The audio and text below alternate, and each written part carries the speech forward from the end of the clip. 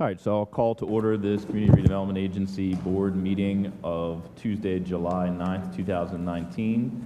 I don't believe we have anybody lined up for the invocation, so if anybody from the board would like to deliver one tonight. I'll volunteer. Thank you, Board Member Pensurga. All rise.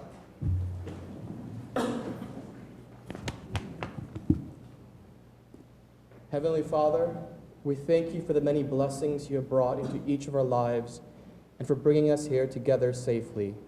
We ask for your guidance and wisdom in the many decisions we are about to make. Remind us to always pause and reflect before we speak, to be mindful of our pride and to quiet our egos, and to remember that we are, first and foremost, servants before we are leaders. We are imperfect beings, but through your love and grace, you have brought us to a calling to serve our neighbors. May all of our hearts be lifted in that endeavor. This I pray in your name. Amen. Remain standing for the Pledge of Allegiance delivered by Board Member Ramos. I pledge allegiance to the flag of the United States of America and to the republic for which it stands, one nation, under God, indivisible, with liberty and justice for all. Thank you. Can I get a roll call? Vice Chair Katz. Here. Board Member McCray. Here. Board Member Ramos. Here. Board Member Pensurga. Here. Chairman Grant. You have the floor. Thank you. Are there any additions, deletions, or corrections to the agenda? If not, I'd entertain a motion to approve. So move. Second. All in favor, say aye. Aye. All opposed? Thank you. Legal? Nothing tonight. Thank you. Informational items and disclosures from the board members and CRA staff. I'll start with Board Member Pensurga. I have nothing to disclose. Board Member Ramos. I also have nothing to disclose, Chair. Board Member McCray. Thank you. No disclosures. I also have nothing to disclose.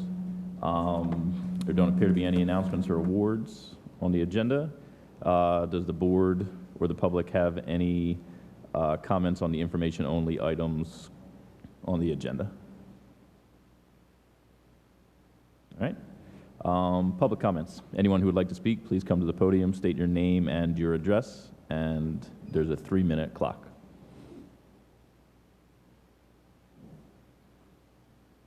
Hi, Susan Oyer, 140 Southeast 27th Way.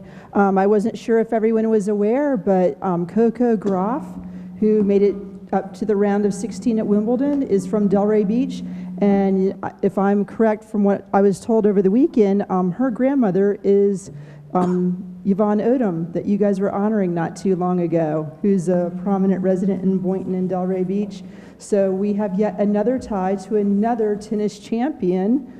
So I thought I would just pass that along and say congratulations to Coco for achieving more than we all thought, you know, someone so young and from Delray Beach could do. But we've now got a French Open girls winner, and we have, you know, ties for a Wimbledon round of 16 finalist. So I just wanted to share that. Thank you. Chair. Thank you. I'd just like to say to what Mrs. Oyer just said. Coco's grandfather was the pastor of the St. John Missionary Baptist Church, the Reverend Dr. R.M. Lee, and her grandmother, that was her great-great-grandfather, and her grandmother, Ivana, was the one who went to Seacrest first to represent this district from Delray, and we do have ties and everything, and majority of the Lee family that live here in Boynton, they are related to Coco. And hats off again to Coco for, you know, at least getting Delray on the map, Boynton on the map, and also Palm Beach County. Thank you. Next on the agenda is brief updates on CRA projects from staff. Yes, Board, the update for you on item A is the Economic Development Program year-to-date update. The budget for this fiscal year was a total of $544,356, and to date we have awarded in grant funding $240,804, And we have a remaining balance, not including those that you may approve this evening, of $303,000. I'm happy to go down the list that we provided to you of award grantees, and also we've provided there are no new businesses that had opened and gotten business tax receipts since last month. If you have any questions, I'm happy to address those. Next item.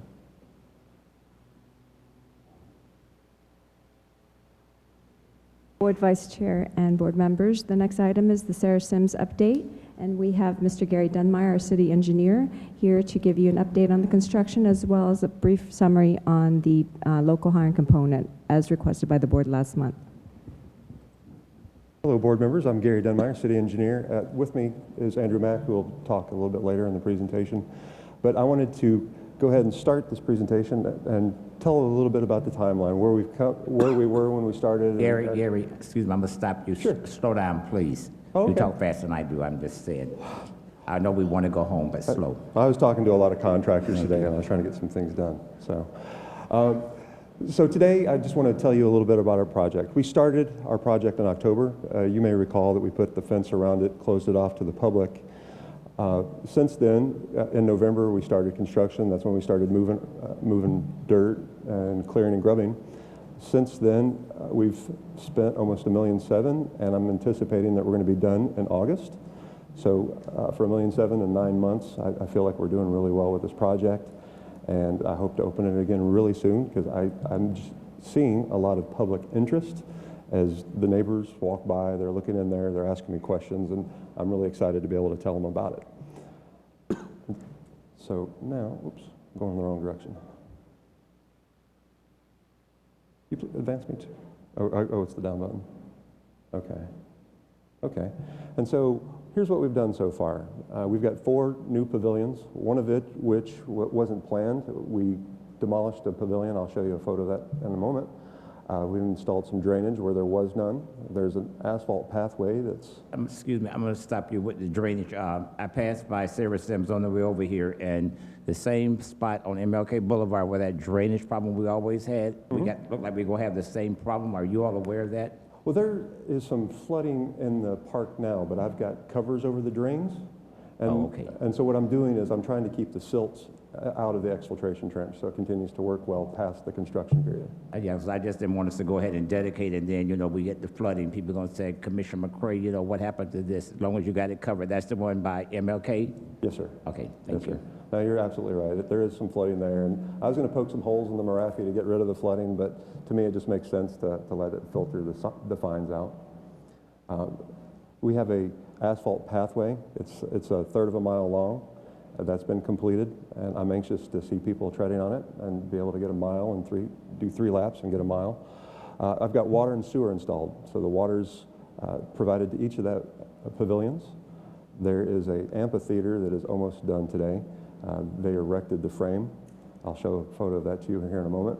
And the parking, it's installed. There's a second lift that needs to be installed, but after the construction's done and all the heavy machinery's out of the way, we'll install that second lift. Now, there's a few things that are still underway that we're going to try to wrap up, and by the end of this month or by the first week or 2 of August. It's the restroom. The restroom, as you drive by, is up. It's painted. It's got a nice blue trim on it. They've installed some, not windows, but some louvers. Apparently that's pretty awesome. Anyways, and so the landscaping has been started. They'll complete the landscape next week. On Wednesday, they're going to start installing some grass. We've got photos from when we started to where we've gone. So our first photo here in the top left is the restroom building. One of our commissioners or board members was very excited to get that building torn down, and he can be seen in the backhoe lifting the roof off the building. Where am I? I'm just kidding. Yes. And so, and it's placed on the bottom. That's our brand new building. And now, as we progress, this is the pavilion that we were going to try to save. As we looked at it, it was going to take more in maintenance to renovate it. So in the top two photos, that was where it was. That's what it looked like. And then on the top right is what it looked like when we started tearing it down. And then finally, I'm standing in near the pavilion on a platform raised, looking down on the brand new one. And in that last photo there on the bottom, please notice the light pole. We got a brand new LED light poles. And the wonderful thing about these light poles is they dim at night. And then if there's motion in the park, they have motion sensors on them. So as you walk by them, they'll brighten back up. And one of the benefits will be is if at night the park's closed and the police officers drive by and it's not a very windy night and the lights are bright, they're going to know somebody's in the park. So that'll be a key for the law enforcement to keep an eye out for trespassers. And then I wanted to show you this photo. This is on the west side of the park looking northward. Those two trees are the same, and so this was the path on the left, and this is what the new path is going to look like. And as we move on to this next photo, this is the drainage spot you were talking about, Board Member McRae. On the top left, you can see where the water was standing, and in the bottom right, you can see that we've got a new ornamental fence. We have an emergency call box there. We now have a sidewalk that leads to the basketball court where before there was none. And the top left in the center, those trees have been trimmed down, so now when you look at the bottom right in the center, those trees are much more manicured now, and it's just a much more attractive place to be. And like I said, Wednesday of next week, we'll start getting grass. Here I have another question. Go back to the fence. Certainly. The fence that's going to go around Sarah Sims, is it going to be taller than the one that you're showing us there? No, this fence is 4 feet 4 inches high.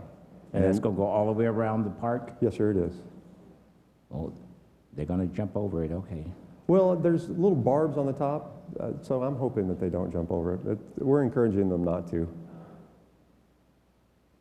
I was expected to be higher, but I won't go across it. Go ahead. I understand. You're right, and the other thing, on this one, you see the call box. This is one of the security features that we have. We've got 5 of those emergency call boxes that are spread throughout the park, and the idea there is if you see something or something makes you uncomfortable, you can go to the emergency call box, and this is a direct connect to the police department. It doesn't go to 911. It goes directly to dispatch, and they will be able to send somebody out or advise you. And so I was told by Sergeant Hawkins that this is a better way of getting a hold of the police department than actually making a phone call. So if you're out there with your cell phone, you're better off to go to an emergency call box. Right. We're only going to have one call box. How many? No, we've got 5. 5. 5. Okay. There are other security features that are interesting too is, and what will protect the fence and make the fence more useful is that there are 11 cameras on the site, spread throughout the site. So there's 6-point tilt zoom cameras and then 5, what do they call them? 360 that look in all directions. And those 2 will be monitored by the police department. And then the other thing I forgot to talk about was we have 8 LPR cameras. So if somebody's in the parking lot, cameras will pick up the license plate numbers, and those license plate numbers will be recorded. And should something happen in the park, the police department can go pull all the plates and see who was at the park if they drove and didn't walk from an adjacent residence. And then just some more interesting photos I wanted to show you. On the right, that's the really cool one. And that's the amphitheater. This was standing next to the old school museum 6 months ago. So we re-erected it today at Sarah Sims. And come next week, we'll put the tarp on it. And then I'm in the process of pricing out what it would cost to put a concrete slab under it. But I'm hoping to get that done all within the time frame. So by end of August, that should be there. And then if you look at the top left, there was no island before. In the background, you can see that that's the basketball court. And so now in the parking lot, we've got new trees, we've got new shrubs, we've got new islands. It's more friendly, it's more warm, it's more inviting. And then as you go to the bottom left, this is going to be a new concrete pathway that's between the racquetball courts and the playground. They will be pouring that starting tomorrow. But the interesting thing here is there's going to be 3 different colors. So we're in the process now of artistically styling the separations between the 3 colors. And so it'll be color A, color B, color C, and as you walk through, it'll be something that's visually stimulating and that kind of ties the whole park together. So I'm anxious to show you in my next presentation to you what that looks like. In the meantime, if anybody wants to come see the park, I'm usually out there Monday mornings, or Monday through Friday, about 6:30 to noon. Stop by, I'll be happy to walk you through. And at this point, I'm going to turn it over to Andrew Mack so we can talk about how the hiring progressed on this project. Good evening, Andrew Mack, Director of Public Works. Just one other thing I wanted to add that Gary talked about. This park is actually being piloted for our security system that's part of our real-time crime center that's going to go back to our new police department. So every time we now do a park or we're actually enhancing a park, we're going to be adding those type of features, LPRs, security cameras at all of our parks. So security is going to be at the forefront of all of our parks. This is something that Chief Gregory is really pushing, especially with our new real-time crime center is going to be in the new police department. So I'm looking forward to that. I actually saw some demos of some of the security footage that are on this building that we did for the 4th of July, which was really impressive. So I wanted to go over a quick update about the local business preference program and some of the how we did on this project so far. Obviously, this project was slated to be broken up so that we could maximize the amount of participation through the local business program. We broke up the project into segments by trades, demolition, clearing and grubbing, drainage, water and sewer, the restrooms. Some of the projects, because of our procurement rules, had to actually be formally bid. So those went through a formal process. Others actually received quotes. We actually put a solicitation out there and received quotes. So that was done in an effort to maximize the local participation. As part of that process, staff researched businesses through web searches, through our business tax records, and through known contacts, and also through our associations to put the solicitations out to our vendors. We had a total of 11 contracts and purchase orders that were issued for the project. Of the 11, unfortunately, we did not secure any local vendors from Boynton Beach. It's something that I think we're going to improve on in the future as we continue to grow this program and more vendors learn about the local business program. We only received one proposal from a local Boynton vendor. It was from Alpha Fencing. Unfortunately, they were not the lowest, and the business program didn't allow for us to award to them. Some of the other issues that we had as far as... Yes, Andrew, if I may ask you a question, what exactly is meant by exceeded the allowable limits? So through the local business preference program, if a vendor is a local vendor, they can be within, if they're 5% or less, up to 5%, they can be more than the low bid, they can be awarded the project. So, for instance, if it's $1,000 and the low bid was $1,000 and the second bid was $1,000 we could go to the second bidder if they're a Boynton business. That's the way the program works. As I said, some of the, when we broke the project up, we actually put it out. We were unable to locate any local vendors. So like, for instance, water and sewer and drainage, those were two trades that we were unable to find a Boynton vendor to even ask for a quote. Also, when we put out the formal bids, we did have Boynton vendors pick up plans and looked at the plans, but due to the economy, business is just, contracting is booming right now, they neglected to submit a proposal. So some of those, most of those were around electric. TJ Bowles actually spoke to him after the project was awarded, and he picked up plans. He intended to submit a bid, but unfortunately he just couldn't do it in the time frame. He just was too busy. So that was one of the contractors. Creative Metal was another one we notified. They didn't submit. They were for fencing. They do fencing in the city. PJ Land Clearing was early on. We were doing solicitations, and we actually contacted them and actually delayed one of the solicitations to see if they would submit, but they actually ended up going out of business, unfortunately. But we did do I have to give kudos to Gary. He's the project manager for the project. He did a really great job trying to solicit local vendors. So next steps, some of the future strategies that we wanted to increase our local participation. I think we talked about this at the previous city commission meeting, was to educate our local vendors. So I know working with finance and David Scott through economic development, we intend to do some workshops with our local community, with our vendors, our contractors, to help give them some guidance on our purchasing requirements and inform them and educate them. Another possibility is we're looking at working with some potential startup companies to see if there's somebody who basically works for an electrician or is a trade and decides that he wants to start a company, to be a startup company, maybe something like that, working through economic development, see if there's a potential to do that, as well as any companies that currently do something similar to a commodity or a service that the city seeks. We're looking to actually maybe possibly working through economic development to see if it's something that they may want to expand. So that's just some of the strategies that we're proposing that we're going to be looking for in the future. So with that, I can open up to questions. If you have any specific questions about the participation on the project. We have a better understanding of when exactly the completion date will be? It just says sometime in August. Well, right now, Gary believes that he'll be done by the end of August. Substantial completion, that means pretty much the park is done. So we'll be punching out from August to sometime in September. So we should be open in September. But he should be substantially complete by the end of August. Barring weather, obviously, rain and is always a factor in what we do in construction. Yes, sir. Thank you.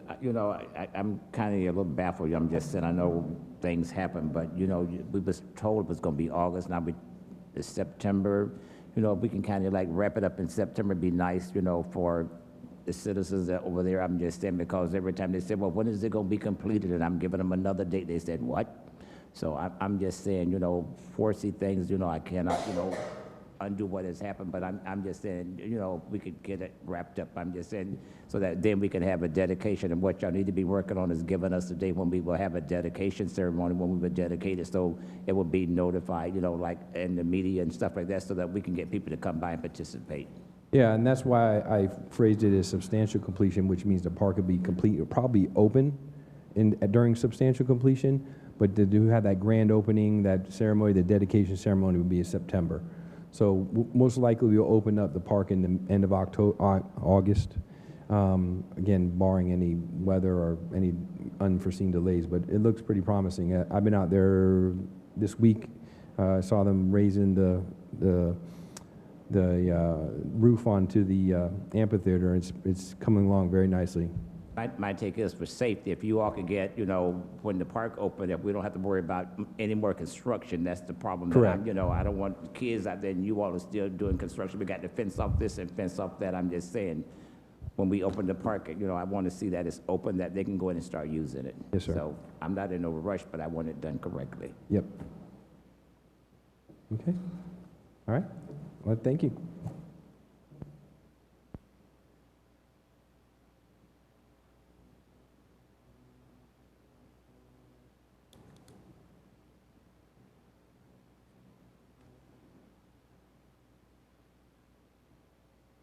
Tax receipts, wait on you. Yes, the next item, item C, was a request made at the June CRA board meeting to provide some more detailed information, kind of piggybacking on Andrew Mack's and Gary Dunmire's discussion on the local hires. There was discussion amongst the board as to you're asking for the local hiring to be emphasized by city and CRA staff. You wanted to make sure that there was an adequate number of those contractors and subcontractors that could meet the demand of some of these requests for bid. And what we did was we provided you here as backup. There are several attachments, the first of which is a map, a GIS map that the city has indicating on the screen here, on the TV screen, or you're on the web. You have the yellow C for contractor is within the CRA district, and the blue C is a contractor that is citywide. So we requested information from the GIS department and the business tax receipt division to provide a combination of both the city and the CRA. We've provided you also with a list of what you're seeing on the screen in the way of the contractors that are general contractors within the CRA area, and a list of general contractors outside of the CRA area, as well as landscape service contractors both inside and outside the CRA area, so that you could go through that list and make a determination on, in the future, and certainly work with the city's departments and economic development department and the licensing department on how best to get this information out to those contractors. We certainly have learned a lot from the projects that we've done so far, in Town Square included, Sarah Sims. But this was the information that was requested, and it's brought before you for this evening. If you have any questions, or if it sparks any need for further information, please let us know. Board member Pincer. Now that we have this list, which is a great first step, what is the intention moving forward? Are we going to use this list not only to, sure, here are the people that we could hire, but are we going to keep track of their performance, how many jobs they've done, how well they've done? Are we going to create rankings out of this? What is the long-term vision for having this data now that we have it? Well, the first task was to put it together. Right, which is great. And I appreciate that. So what we would be looking at with contractors within the CRA area first, and then outside into the city limits second, would be to make sure that our development contracts, where we're asking the developer to perform in some way, job fairs, invitations to bid, reaching out to our local contractors, we're asking them to do that. So obviously this list would come in very handy to them right off the bat. We, as a CRA project, where we're in charge of the project ourselves, we would be looking at the scope of services under that project, and then reaching out to those contractors that meet the intended scope, their qualifications, and then to the performance and the monitoring. I think once we start to get interaction and contracts with those local vendors, then we can begin that database of resume building, of performance building, so that we can rank them overall as we go into the future. The city could use that ranking. We could use the city's ranking. We haven't sat down, Twee and myself, with David Scott and taking this list now to another level as partners, but I think that the most obvious way to do it would be what I've mentioned. And then out of that, there's the Career Source connection. There's other agencies that if these independent contractors, as we get to know them and meet them, can identify issues that they have with why they didn't bid, why they would be or not interested in bidding, and kind of get to know them better. Maybe we can link those gaps within their companies, whether it be training or a number of employees that you need to bid on a job this size, and then try to link them with other agencies. Whether if they're outside the CRA district, great, we can introduce them and kind of get them connected, but that's how I see it going forward in the short term. I just want to add one additional thought. I believe this map is based on where the business is registered. The intent of this is to make sure that we hire locally, right? But just because a company is registered locally doesn't necessarily mean that their workforce is hired locally.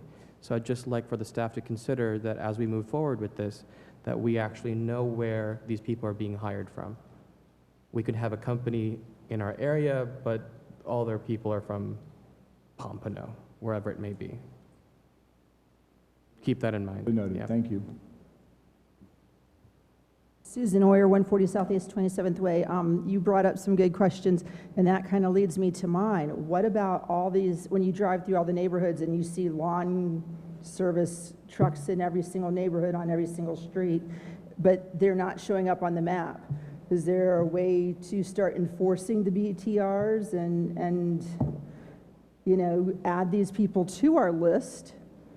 Because I would assume we probably have 2 to 3 times more lawn care people than you're seeing on this map. judging by what I see when I drive through various neighborhoods.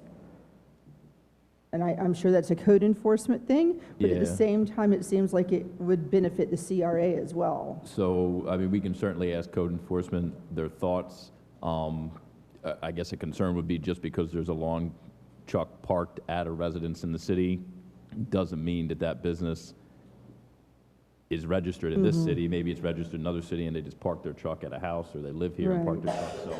So, I think staff could look into, you know, they can look into the situation, but we can't, I don't think we can send code out to start looking for trucks and soliciting people and, or assuming that they're not filing BTRs because they have a truck, so.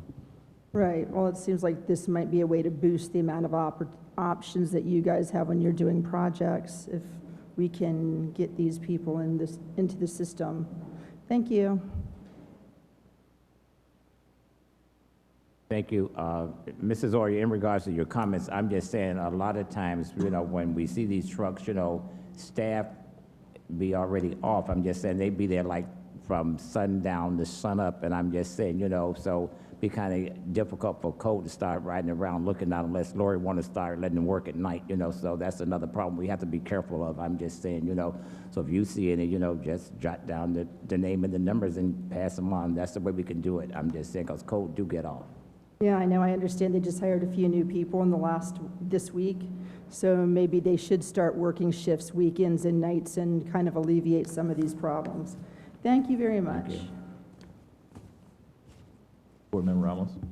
I just wanted some clarification on what does it mean by landscaping services except planning? The landscape service, the contractor is able to do installation of landscape materials and as well as maintenance, where a maintenance company cannot necessarily do landscape projects within their, just like an irrigation contractor is a separate license. If there's a more detailed description of that Andrew or someone would like to assist me with, but essentially that's it. So you can have a tree trimmer, but he can't install landscaping under the license that he has. There's a maintenance license and then a contracting license where a new project or a renovation project does installation and bid on the landscaping component of a town square project or a Sarah Sims project.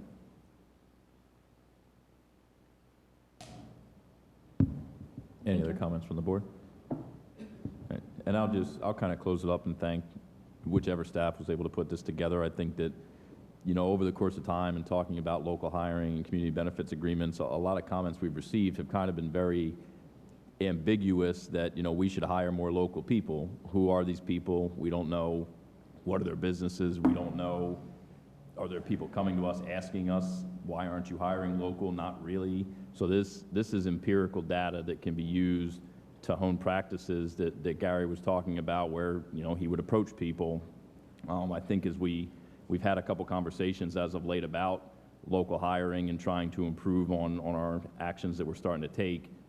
It's important that our recommendations or what our expectations are rooted in the facts. If there's only 10 landscapers qualified in the CRA and we're trying to hire from within the CRA and all 10 are unavailable or they don't have the capacity or they don't have the licensure, you know, there's explanations sometimes that concern me. When we presented the data at the last city commission meeting, or it might have been here, which was just kind of the dollar numbers, what % of the money we spent was local hire, and absent the story and the tail, yeah, you know, if 10% of the money for a project was local hire, that looks bad.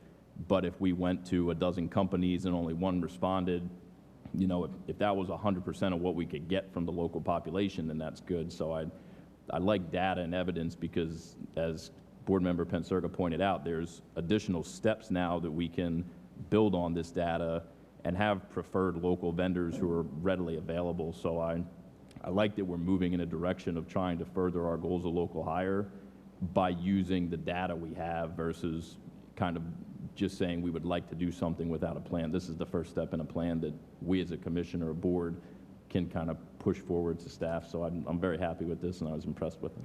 Thank you. Chair? Next item. Vice Chair? Yes. I'll just piggyback on your comment. I think what I also look forward to with this set of data that's been given to us from what Andrew mentioned is the work that David Scott is proposing, where they're going to be doing some education and some workshops to help bring these local business owners on board and educate them on how to really work with the city and take advantage of the opportunities that are there before them, because I think that's a lot of times half the problem, where individuals who've never really worked with government or who don't really understand the process or understand the different steps to go through, though the opportunity is there, sometimes they just kind of say, I can't, this is too much, I'm too busy, I'm a small business owner, I have enough on my plate, I can't handle this, one more thing to do. So, again, I commend staff, because you guys have just been outstanding in working to really take this goal and this endeavor into more practicality, or, for lack of a better word. And I thank you now for the next steps that we're going to be able to take to really help kind of push this mission forward. So that's what I wanted to add to that. Thank you.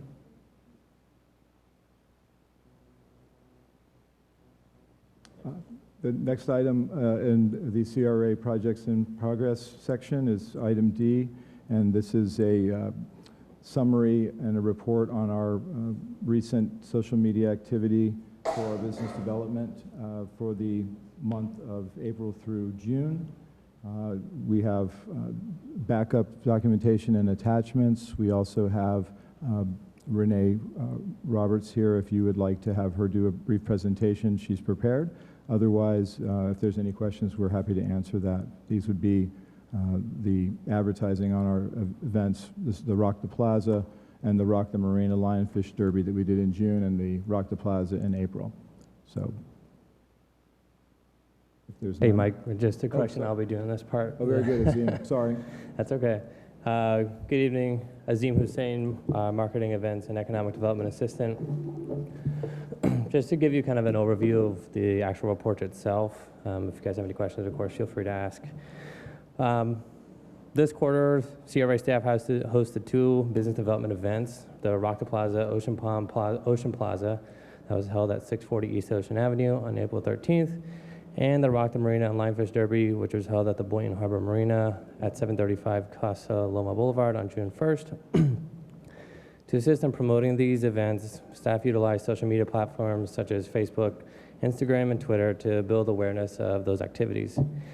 In total, staff posted 62 organic social media posts that 62 posts that were created to promote those events and participating businesses within the CRA area. These posts were able to reach 35,514 people. Staff also created 7 Facebook ads to promote these events, which those ads were promoted to Boynton Beach citizens and some surrounding cities within Palm Beach County. Those ads reached 57,855 people, and the ads cost the CRA $382.10. During the event, we asked attendees to fill out a feedback survey. Of those questions, one of the questions is, how did you hear about that event? How did you hear about this event? Survey results show that the average was 53.5% of event attendees stated they heard about the event from social media. That's all I have. Does anybody have any questions? Ramos? I love the numbers. I love the stats. Can you just remind me again how many people attended these events? Do you know off the top of your head? I Or someone believe give me a ballpark? the Rock the Plaza event, it was not many. It was roughly 50, 75, not many, 50 to 75.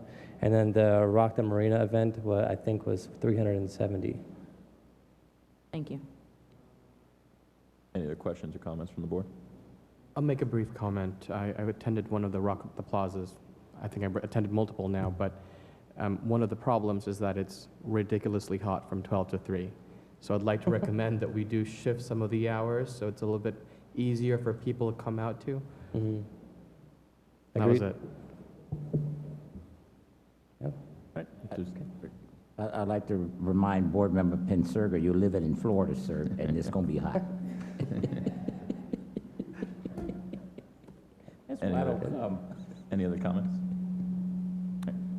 Thank you very much. Next item. Board, the next item is the social media outreach program, which is Renee Roberts, and she has provided you information on the cover and has a brief presentation that she's able to give to us as well. Thank you, Renee. Good evening, board. Just wait for the presentation to come up. This quarter, we have 67 businesses currently registered in the social media outreach program. 4 are new businesses that were added this quarter, and 123 total businesses have been visited. You can go to the next slide. One of our social media outreach program initiatives are the individualized social media kits for the event participants. This is an example from Rock the Marina.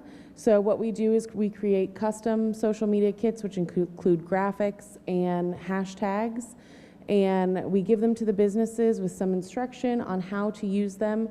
Here are some examples of businesses actually using the social media kit that we gave them across various platforms. You can go to the next slide. Another initiative that we're doing this year, we're revamping our Beat the Heat campaign that we did last year.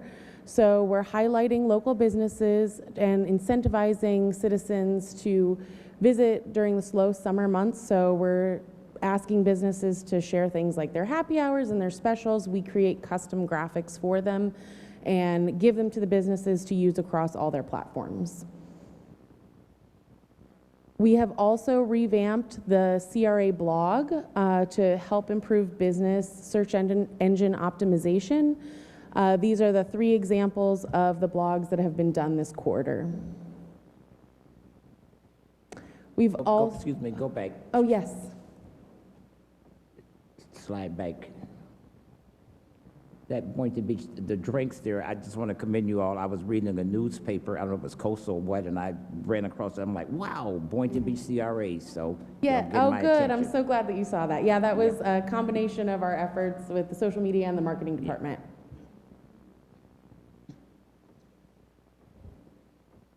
I know, there's some large files in it, it's moving a little slow.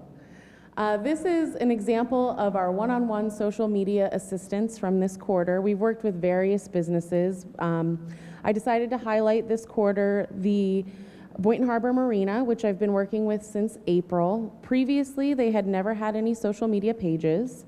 So we set them up to start with a Facebook page, and their staff has been doing an excellent job working every single day to spread information about the Boynton Harbor Marina. Since April, they have 134 followers on Facebook, and between May and June, they have 843 engagements on their page. Engagement is very important when it comes to social media, more so than followers, because it shows people actually, they're not just seeing it, but they're interacting with the post. That means they're commenting, they're liking, they're clicking on things. They also have a 5-star Facebook review, which we're very happy about.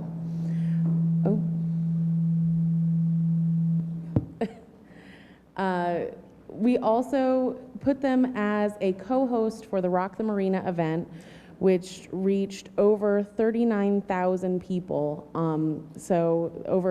It was a huge amount of people that saw that event and were exposed to the Boynton Harbor Marina. The part that I'm really excited about is the Boynton Harbor Marina helps to share information about our local businesses that operate out of the marina. So you can see those pictures there are actually them sharing our local businesses, so it's another outlet in which our local businesses are being shown to the public. And you can go to the next slide. Another project that we've been working on is the GIS mapping project, which is an ongoing project which is in partnership with the City of Boynton Beach's staff to map all the local businesses and identify the SMOP participants and the CRA grant recipients. So what we've done now, we're kind of starting to zoom in closer and really get into those individualized areas within our district. And next slide. Some future projects include collaboration with the special events team for the Boynton Beach Haunted Pirate Fest. We've made the decision to make the social media kits for every single event moving forward because they've been really well received by the businesses. Continuation of the Beat the Heat summer campaign, which I'll have a wrap up for you at the end of the summer when that concludes. And we're still working on creating customized social media kits and continuing one-on-one assistance for the businesses. Are there any questions? Yes.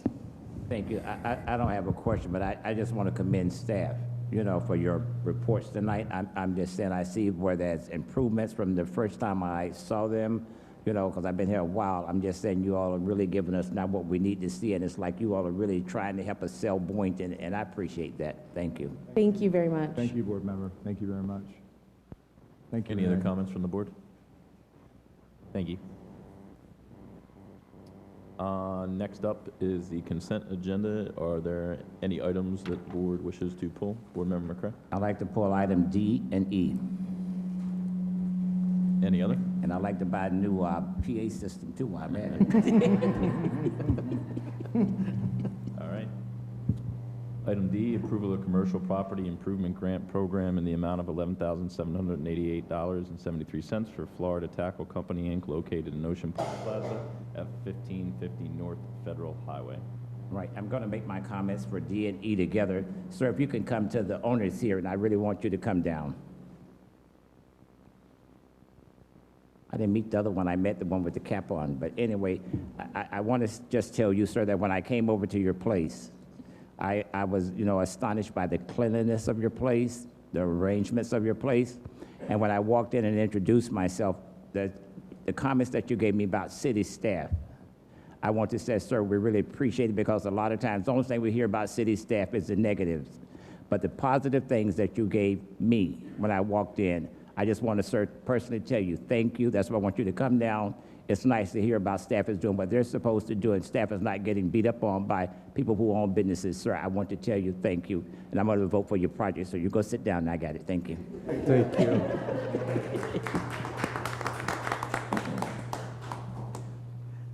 All right.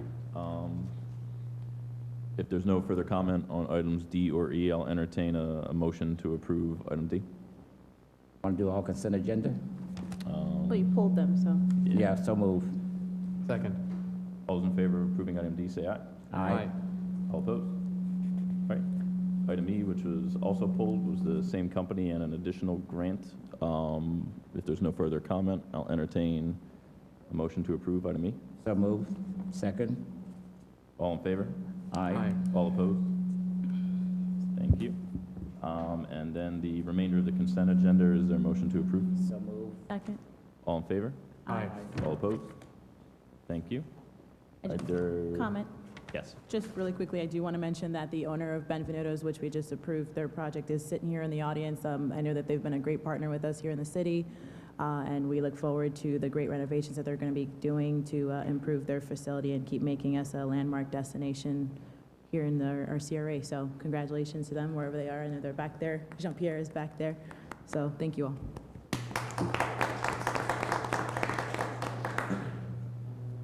All right, moving on to old business. Item A, consideration and discussion of fiscal year 1920 budget. Yes, Board Vice Chair and board members, this item is our first of several discussions on the fiscal year 1920 annual budget for the CRA. We have a few attachments. We have our live spreadsheet for the project fund, which will be better explained and later explained by Vicki. For purposes of just process, I think I want to make sure that the board is aware that this is the first evening of discussion with regard to the budget. I know the city's budget will be taking place next week, the 15th, 16th, and 17th, I believe. But for purposes of our process, this is an exercise. Anything that happens this evening is not intended to be the final budget of project funding that you have an opportunity to assess and allocate. There will be another one at your August 10th meeting and again at your September meeting. From this evening, your draft or your kind of skeleton project fund allocation and priority projects is being sent to the CRAB board for their review at their August 5th meeting. So they'll be able to provide recommendations or additional insights for you prior to your August meeting. And again, it would go to the CRAB board at the 1st of September prior to your September meeting, again with recommendations provided to you. With that, I'm going to let Vicki Hill, the Finance Director, take over and explain the presentation this evening. Good evening, Vice Chair, board members. Vicki Hill, CRA Finance Director. For those who are not aware of how we are funded, I just want to give you a small little overview that the CRA receives its annual funding based on a percentage share of the existing property taxes paid by the City of Boynton Beach and the county. The CRA's annual budget is comprised of 3 accounting funds. The first one is the general fund, which contains administrative general operation, insurances, property maintenance, and CRA and CRAB board and marina related items. We have the debt service fund, which contains the CRA's financial debt obligations and encumbrances such as bond repayments and developers' tax increment funding agreements. And then we have the project fund, which contains all of the capital projects, development projects or initiatives, property acquisitions, local business grant programs or promotional events, as well as eligible innovative policing activities such as the Neighborhood Officer Police Program. What we have, according to the Property Appraiser's Office, for our tax increment revenue is $13,816,071, which is approximately 1.4 million above what we received last year. We have our debt service fund, that's debt service that we have to pay, and that is 2.1 million. In our general fund, we have expenses like the operational, which excludes capital projects, admin, maintenance, legal, that is not project fund legal, and the Women's Club. We're allocating $3 million for that. And then we have the marina operating expenses that are $1 million. If again, on the spreadsheet, you have the DIFA agreements, and included in the DIFA agreements, we do have the Town Square project that we have 3.7 million that we have allocated towards that. Now, if we could go to the second. Before we go, I'm not beating up on you, but the next time, if you all could do this, if you all could give the public the same thing you all are giving us, this sheet like this, so when it go up there, they can see the same thing. I know it'd be smaller, but. Yes, sir. Next month, we'll make sure we have that. Now, this next exercise, we do have an estimate, which is kind of in the gray area with in the fiscal year 18-19 estimated rollovers, monies that we have left over that we can roll over for next year. It's an estimate because we still have a couple of months before the end of this year. And then we have in the green with the second column, that is what the board is going to work on. That's the exercise. In yellow to the right, that is what staff has suggested for the projects that we have. So if we could start, that would be great. MLK Corridor redevelopment, we have 1.6 million that will roll over into 1920. And staff has suggested that we use $162,409 in 1920. And Board, if I can give you some additional guidance on this exercise, the items that are in yellow that are highlighted by staff include items that you have identified and discussed previously, or are items that are already approved and obligated for this coming year that you are allocating funds. An example of that would be the Community Caring Center's line item of $300,000. You've approved that that's an item that you are funding for next year, so I went ahead and put that in there just to provide some placeholders for you to kind of guide your thoughts. Any of these numbers other than your obligations under your tax increment revenue agreements or under your debt service agreements, these numbers on this page, this $3,097,000, can be essentially moved into any category you would like outside of those that you're obligated already in a previous approval. Just if that. Board Member McCray. Thank you. This is fine, but my concern is that when I see $162,409 for the MLK corridor redevelopment, if you all could kind of like explain, you know, what are we doing there? This is like on each one of these. I'm just saying this is figures are fine, but explanations are better. Certainly. So if Vicki, if you don't mind, you want to? Please. So your first line, which is the MLK corridor redevelopment project line item, the board has currently approved $1.6 million in funding for this project in this current year to be expended as part of the Centennial project there on MLK corridor, which you've recently agreed to. This funding would assist them in the project and other expenses related to redevelopment on the corridor. I provided at the request of the Vice Chair and previous meetings of this nature a column that would provide you with your ability to allocate funding and then the total between the existing money and whatever you decide to add to. So if there's any money that you would like to add to the 1.6 million, you will have a new total for next year, and that money, again, specifically to your question, would be used for efforts in the MLK corridor redevelopment. That would be sidewalks, lighting, landscaping, parking, all of those types of things.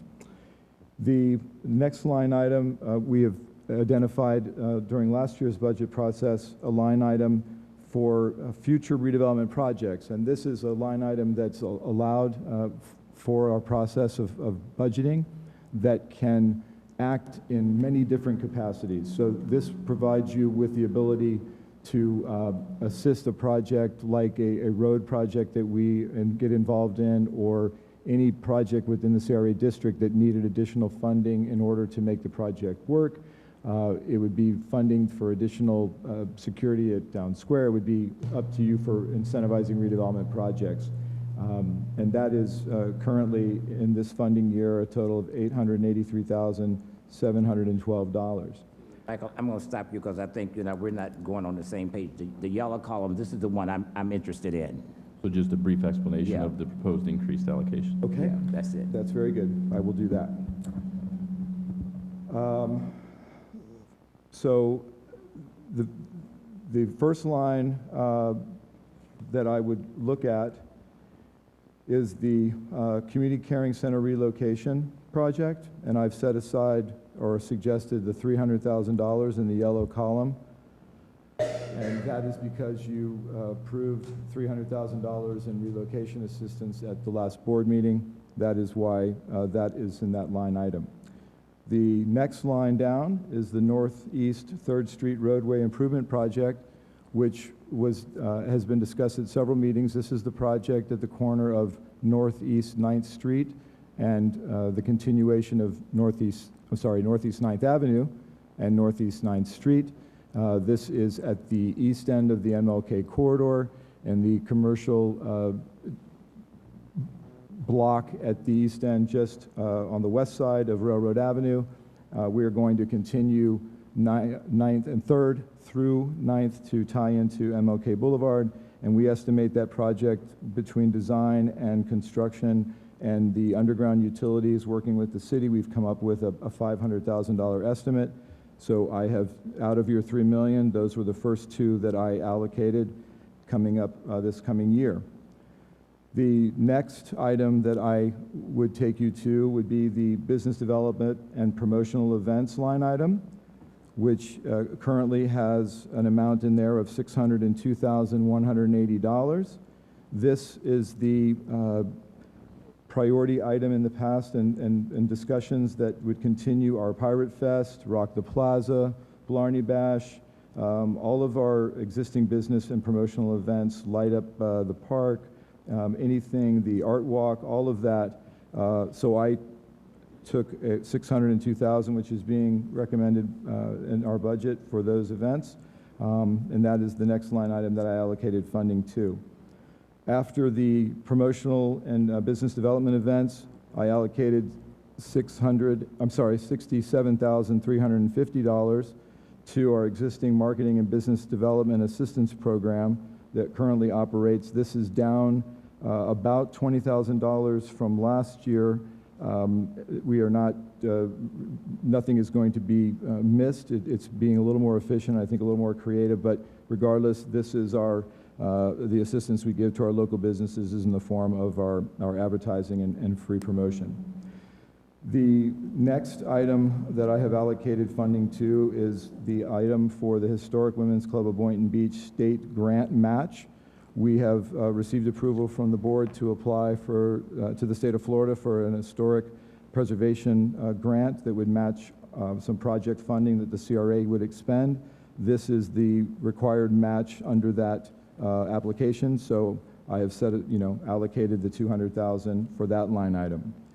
The next line item that I assigned funding to was the Neighborhood Officer Program, and I allocated the funding that was requested based on the proposed program for this coming year, which provides 4 officers, 3 sworn officers, and 1 community service officer.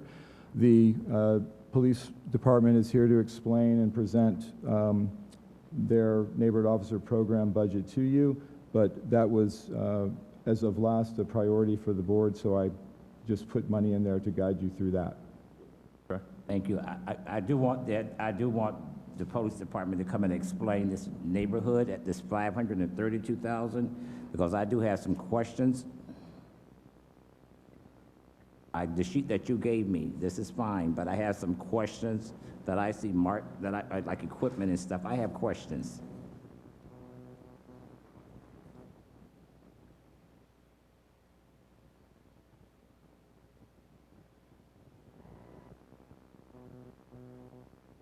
Okay, my question is, I'm just saying, and that is that the neighborhood officer program, I'm just saying, we started out on MLK Boulevard, now we're over at Carolyn Sims Center.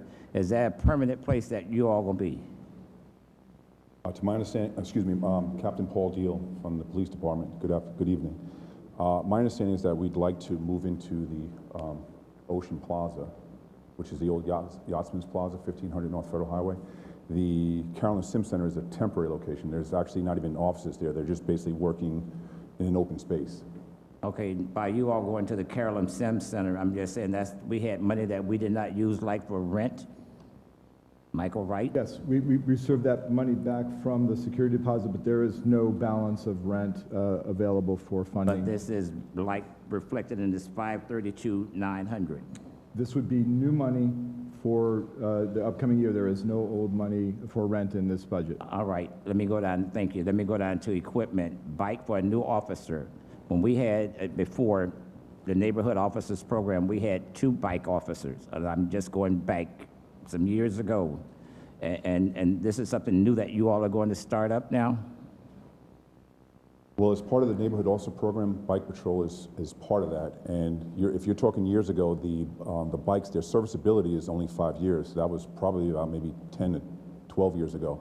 So with the new neighborhood officer program that we started 3 years ago, we purchased some bicycles.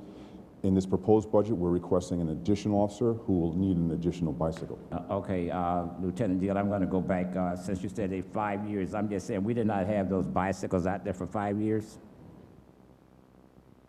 I don't know the time frame. I just know you're talking about the... I'm telling you about this new equipment. This is why I'm trying to find out where we're going now, because we got the Segways that's supposed to be out there.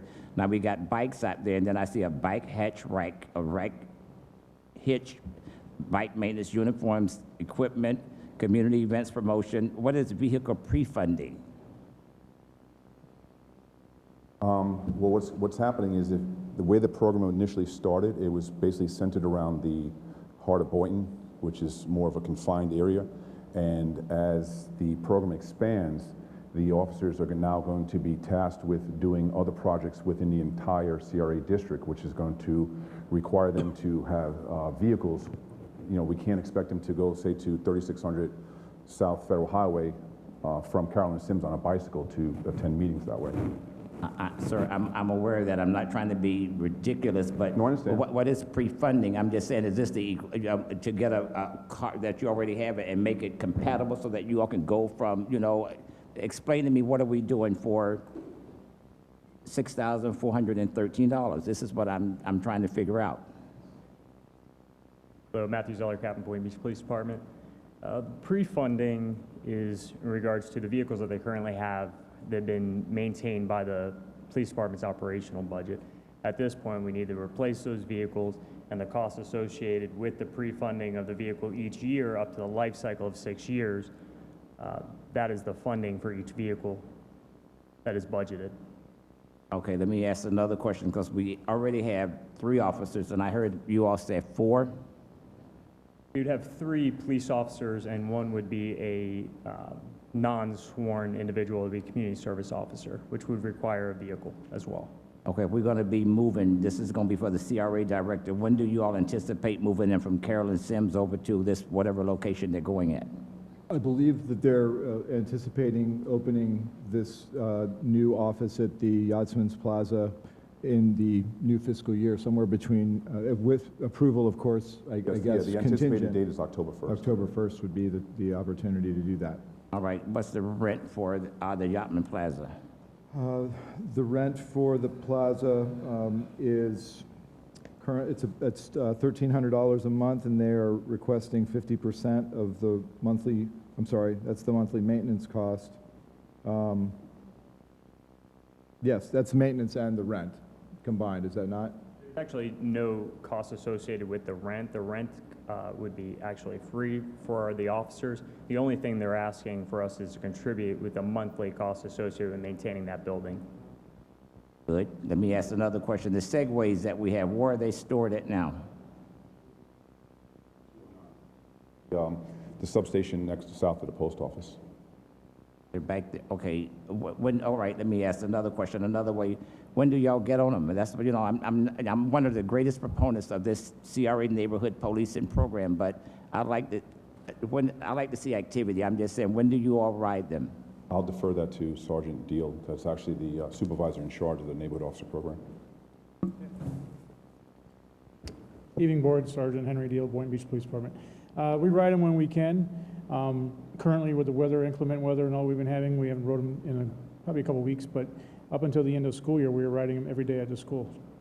Yeah, we had them stationed at Point Siena, as you remember. Right, I remember that, but I'm saying, you know, like for the summer, look like we're standing still, and crime is still going on, you know, and things are still happening. I'm just saying, look like we got Segways now just sitting up, not doing anything. Yep, they're in use. Oh, okay, I'm not beating up on you all. I'm one of the greatest, you know, I love the program, but I want to make sure that we're getting the best bang for our bucks. This is what I'm looking at. I'm not picking on you all, but I want to know where are we going from here. And I probably have some more questions, but not tonight. Thank you. I understand. Thank you.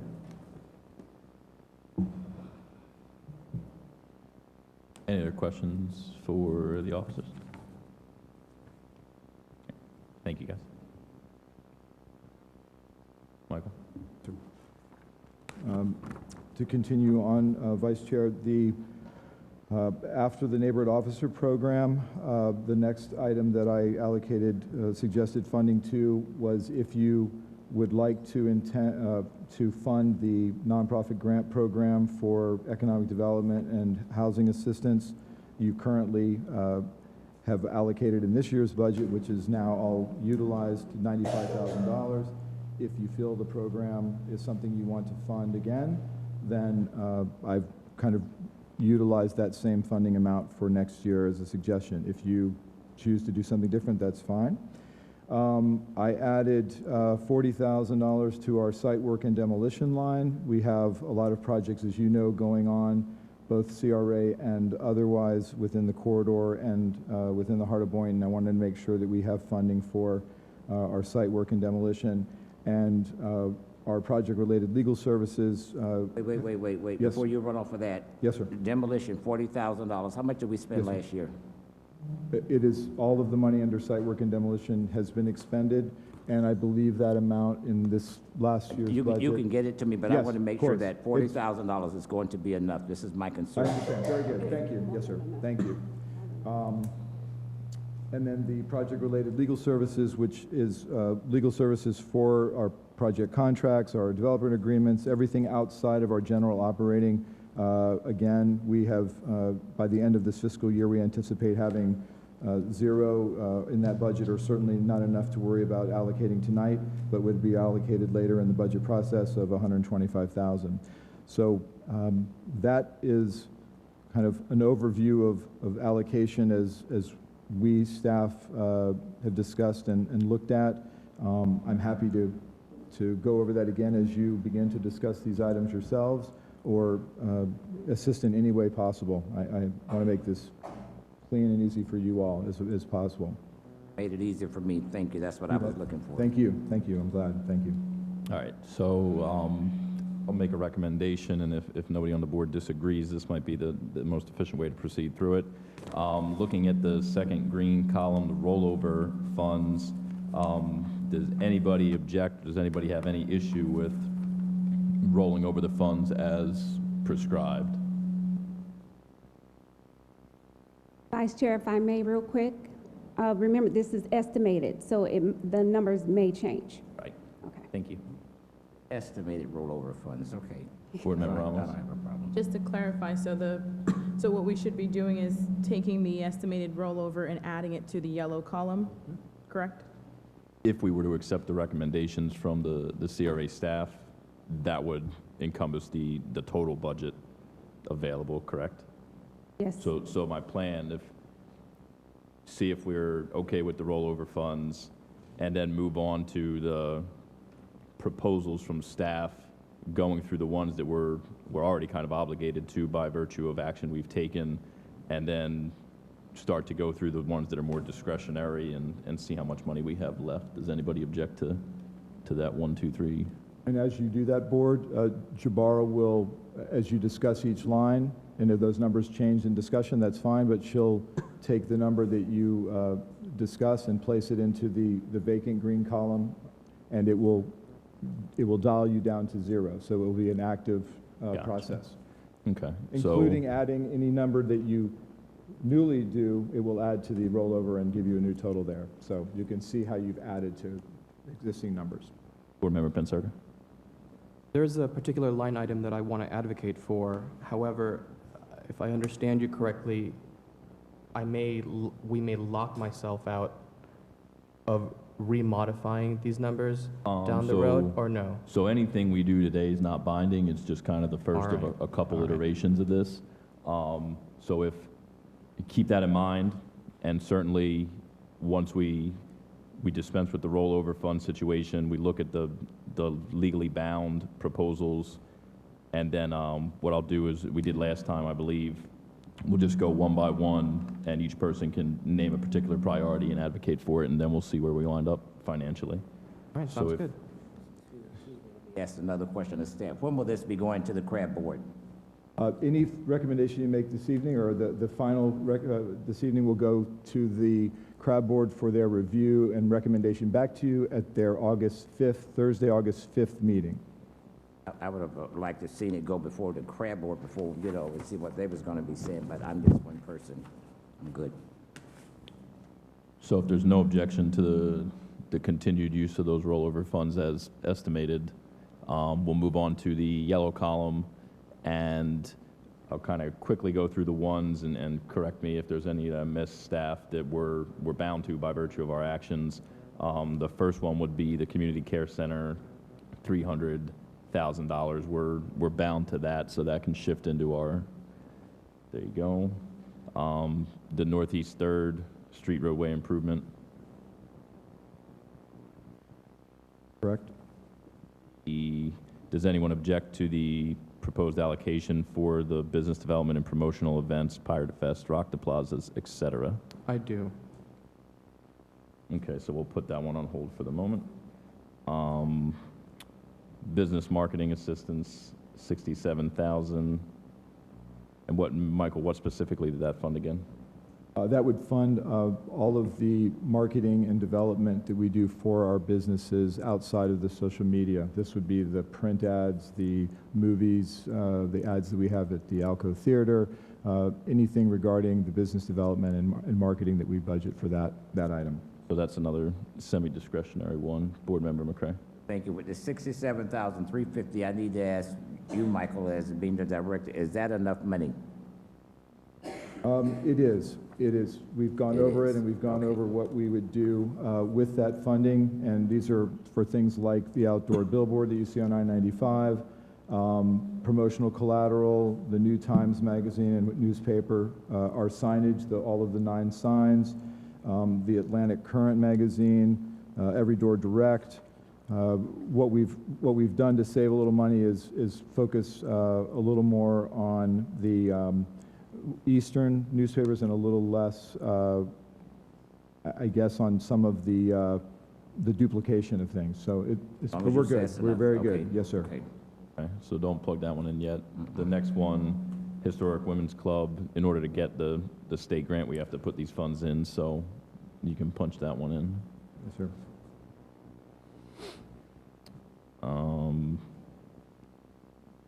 There's further discussion on the neighborhood officer program, I believe. Site work and demolition, does anyone object to the $40,000 for site work and demolition? No, but let me go back to the neighborhood officer. I'm gonna try to get rid of the ones we don't really have much concern with, and then we're gonna circle back to those. All right. So the $40,000, does anyone object to that recommendation? Me. Okay. So you can punch the $40,000 in, and then legal, project-related legal services, $125,000. Does anybody object to that requested recommendation? No, but let me ask the question of staff. What do we pay our attorney? What account does this come out of? Is this $125,000? You have a contract with me that is not, we're not changing our rates. It's the same rates for next year as they are now. Your general legal services are provided under a retainer agreement. Project-related legal service, which is what I believe this line item is for is project-specific work. So for instance, the MLK contract review and all that. Project-specific. If it isn't spent, it just carries forward. It's not a contract for that amount. It's just an allocation to be used. Okay. So with that being done, I'll move to the next portion where if you have, well, I guess we'll do the police officer one first because that's the next biggest allocation, and the marketing as requested by Board Member Pensurga. Are there any comments on the proposed allocation for the neighborhood officer program or any further questions? Board Member McCray. Thank you. My take is that I want to make sure from the neighborhood officer program, you know, I know that staff and the officers, they went over this, and $532,900. I want to make sure that this is going to be enough money for operations for the next year. Is this going to be enough money?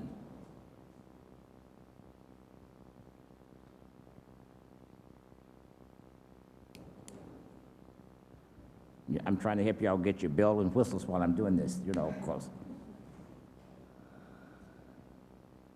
Yes, we reviewed the requests several times, went over the numbers, and we believe that it should be enough for next fiscal year. Right, I'm in favor of the $532,900. Board Member Ramos. I would just like to hear what You kind of gave us a vague understanding of that the program is going to be expanding a little bit, and of course, we're adding an extra officer.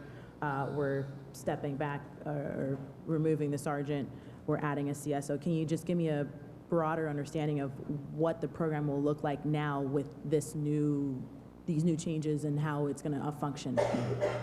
Yes, well, currently you have 3 officers. 2 are officers, 1 is a sergeant, a supervisor. Right. So if you think about it from a managerial perspective, you're really getting 2.5 because the sergeant is actually doing double duty. He's being a supervisor as well as doing the work of one of the officers. So he's not really supervising like he should 100% of the time. So by removing him and adding and putting him back on the police budget and replacing him with another officer, now you're getting the 3rd officer full-time, and the supervisor can supervise them full-time. And that 3rd officer... Not on the CRA budget. Yes. Yeah. And that 3rd officer, okay, he's going to be mainly a crime prevention part of that unit, where he's going to, right now we've had plenty of requests the current officers right now do a lot of programs with the juveniles and the kids, and some of the business owners will say they like to see more involvement with, the NOPS program. So this 3rd officer will be tasked with doing crime prevention initiatives basically with the businesses in that area. And then with the CSO, the civilian position, the CSO, and I know I was going to call you Commissioner McRae, Board Member McRae, I know his big thing is a lot of the parking issues, and by having a civilian CSO position, that's what they would be tasked with. A lot of the parking issues along MLK, along Federal Highway, such as U-Haul, the Cherry Hill area. You go there on any given weekend and you see 30 to 40 cars parked on the sidewalk. And that's what they're going to be tasked with doing. So, and by removing the sergeant out of the unit, and not out of the unit, but replacing the sergeant and having him be in charge of both NOPS and crime prevention, it streamlines the functionality of the unit, because what happened is that it expedites the sharing of other resources within the department. Because right now, Sergeant Deal, if he meets with one of the other specialty units and he says, hey, we'd like to do this type of cooperation with you, Sergeant Deal has to go through his chain of command, the other unit has to go through their chain of command. By putting Henry in charge of moving him out of the NOPS program and having him be in charge of 2 different things, it streamlines that, so that way they report to one particular division commander. Makes it a lot easier for the resources to be shared. That I understand. Thank you for clarifying. One more question about the CSO. Being that they're not a sworn officer, what level of authority do they have if there's an incident or something that's going on where maybe somebody confronts them or something? If you're saying, like, if they're going to enforce parking at Cherry Hill or any of those other areas? They would have to call, they're going to give they don't carry a gun, they don't have arrest powers, but they will have communication access to our dispatch center. So should they come across a disgruntled party, they will call dispatch and ask for a sworn officer to assist them as a backup. So issues like we've had in the past where people were riding dirt bikes and Sarah Sims and other issues were happening at the parks, what you're saying is this extra officer and this extra CSO will help with mitigate some of these issues? Yes, and they're going to also be like a liaison with community standards in terms of doing beautification initiatives. They're also going to be doing stuff in terms of updating and ensuring that we have proper trespass agreements with any of the new businesses that come up into the area. What I'd like to see as you guys roll this out is, especially for our housing assistance, what's that? That's under our nonprofit grant program line item, being that the purpose of that line item is to help certain individuals who have homes that are maybe falling into disrepair, maybe they're elderly, maybe they're just,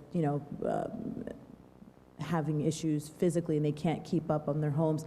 I'd like to see that CSO or that extra officer not only be responsible to the businesses, that's important as well, but also keep an eye out on some of these homes that maybe it's elderly people that live there, or it's people with disabilities that live there and they can't perhaps keep up to date with our codes and are falling behind. They can be an extra set of eyes that can say, hey, this is a house that we perhaps can use our grants to help this family or this home kind of get back up to date on our code. So I'd like to have that be one of the priorities as well. Absolutely. I mean, initially, like I said, they'll be tasked with doing the commercial side of it, but obviously if there's some residential areas and they see that, they're not going to turn a blind eye to that. I would like that, because I know that that's something that we've been trying to ask our code enforcement department to be a little bit more proactive on, but having an extra set of eyes within our CRA would also be very helpful and informational as well. Thank you. Sergeant, please. Again, Sergeant Henry Deal, Boynton Beach Police Department. Through our partnership, our stakeholders with the Heart of Boynton Association, they just got awarded a grant from the Healthier Boynton to do a health and safety check of homes. And then their partnership expanded to the Red Cross. And together with the Red Cross, the Healthier Boynton, the Heart of Boynton, and the Neighborhood Officer Program, we formed this partnership. We're going to be going to 1,000 residents and giving out free fire extinguishers and smoke detectors here soon. So that's under kind of what you're saying, going door to door, checking on people, and while we're at the property, seeing if they need anything else for any kind of healthier outreach through the Healthier Boynton Association, and doing some kind of registry to see if there's anything that they need for further assistance and services. That's great, and it's things like that that I'm hoping that we get to do more of, especially as we add these this extra officer and this extra CSO to the line item here, so thank you. Yeah, and in addition, also, we teamed up with the Habitat for Humanity and did projects, cleaning up properties and painting. When we first started off the project, we kicked off the project with doing revitalizing Burke's Early Learning Center on Northeast 2nd. We painted that building, did some shrubbery. We teamed up with Home Depot and Lowe's and other local agencies, local companies. Since then, we went to the King's Early Learning Center, the new one that used to be Treasure Chest. We teamed up with Home Depot there. They actually did a flower pot, and you'll see those photos coming up in the next quarterly report that we'll be getting in a couple of days. You'll see those where we team up with the Home Depot and we teach kids how to plant and flower and things like that, and responsible things like that. So you'll see things like that as well, that we've teamed up with Home Depot to try to beautify the neighborhood, through these other outlets. Thank you, Sergeant. Board Member McCray. Thank you. I'm sorry I don't have the information on this, but in Fort Lauderdale on 6th Front Boulevard, they have the youth down there, and they own bicycles, and they got yellow shirts, khaki pants, and then they have a badge on the side. I don't know what you call them, but every day they come into our business and they said, how is everything going? Is everything okay? And they have their pad and pencil. And I don't know if this is something that you all can incorporate, but I thought it was like, wow, we need to be doing this in Boynton. They go into every business. My boss don't like them coming in there, but I like them coming in there. Yes, that's something that we're considering for the future. We've discussed that on several occasions as part of the Clean and Safe program. They're called ambassadors. Delray has them, West Palm has them. You just mentioned Fort Lauderdale has them. We're looking into that, especially as the downtown area gets completed.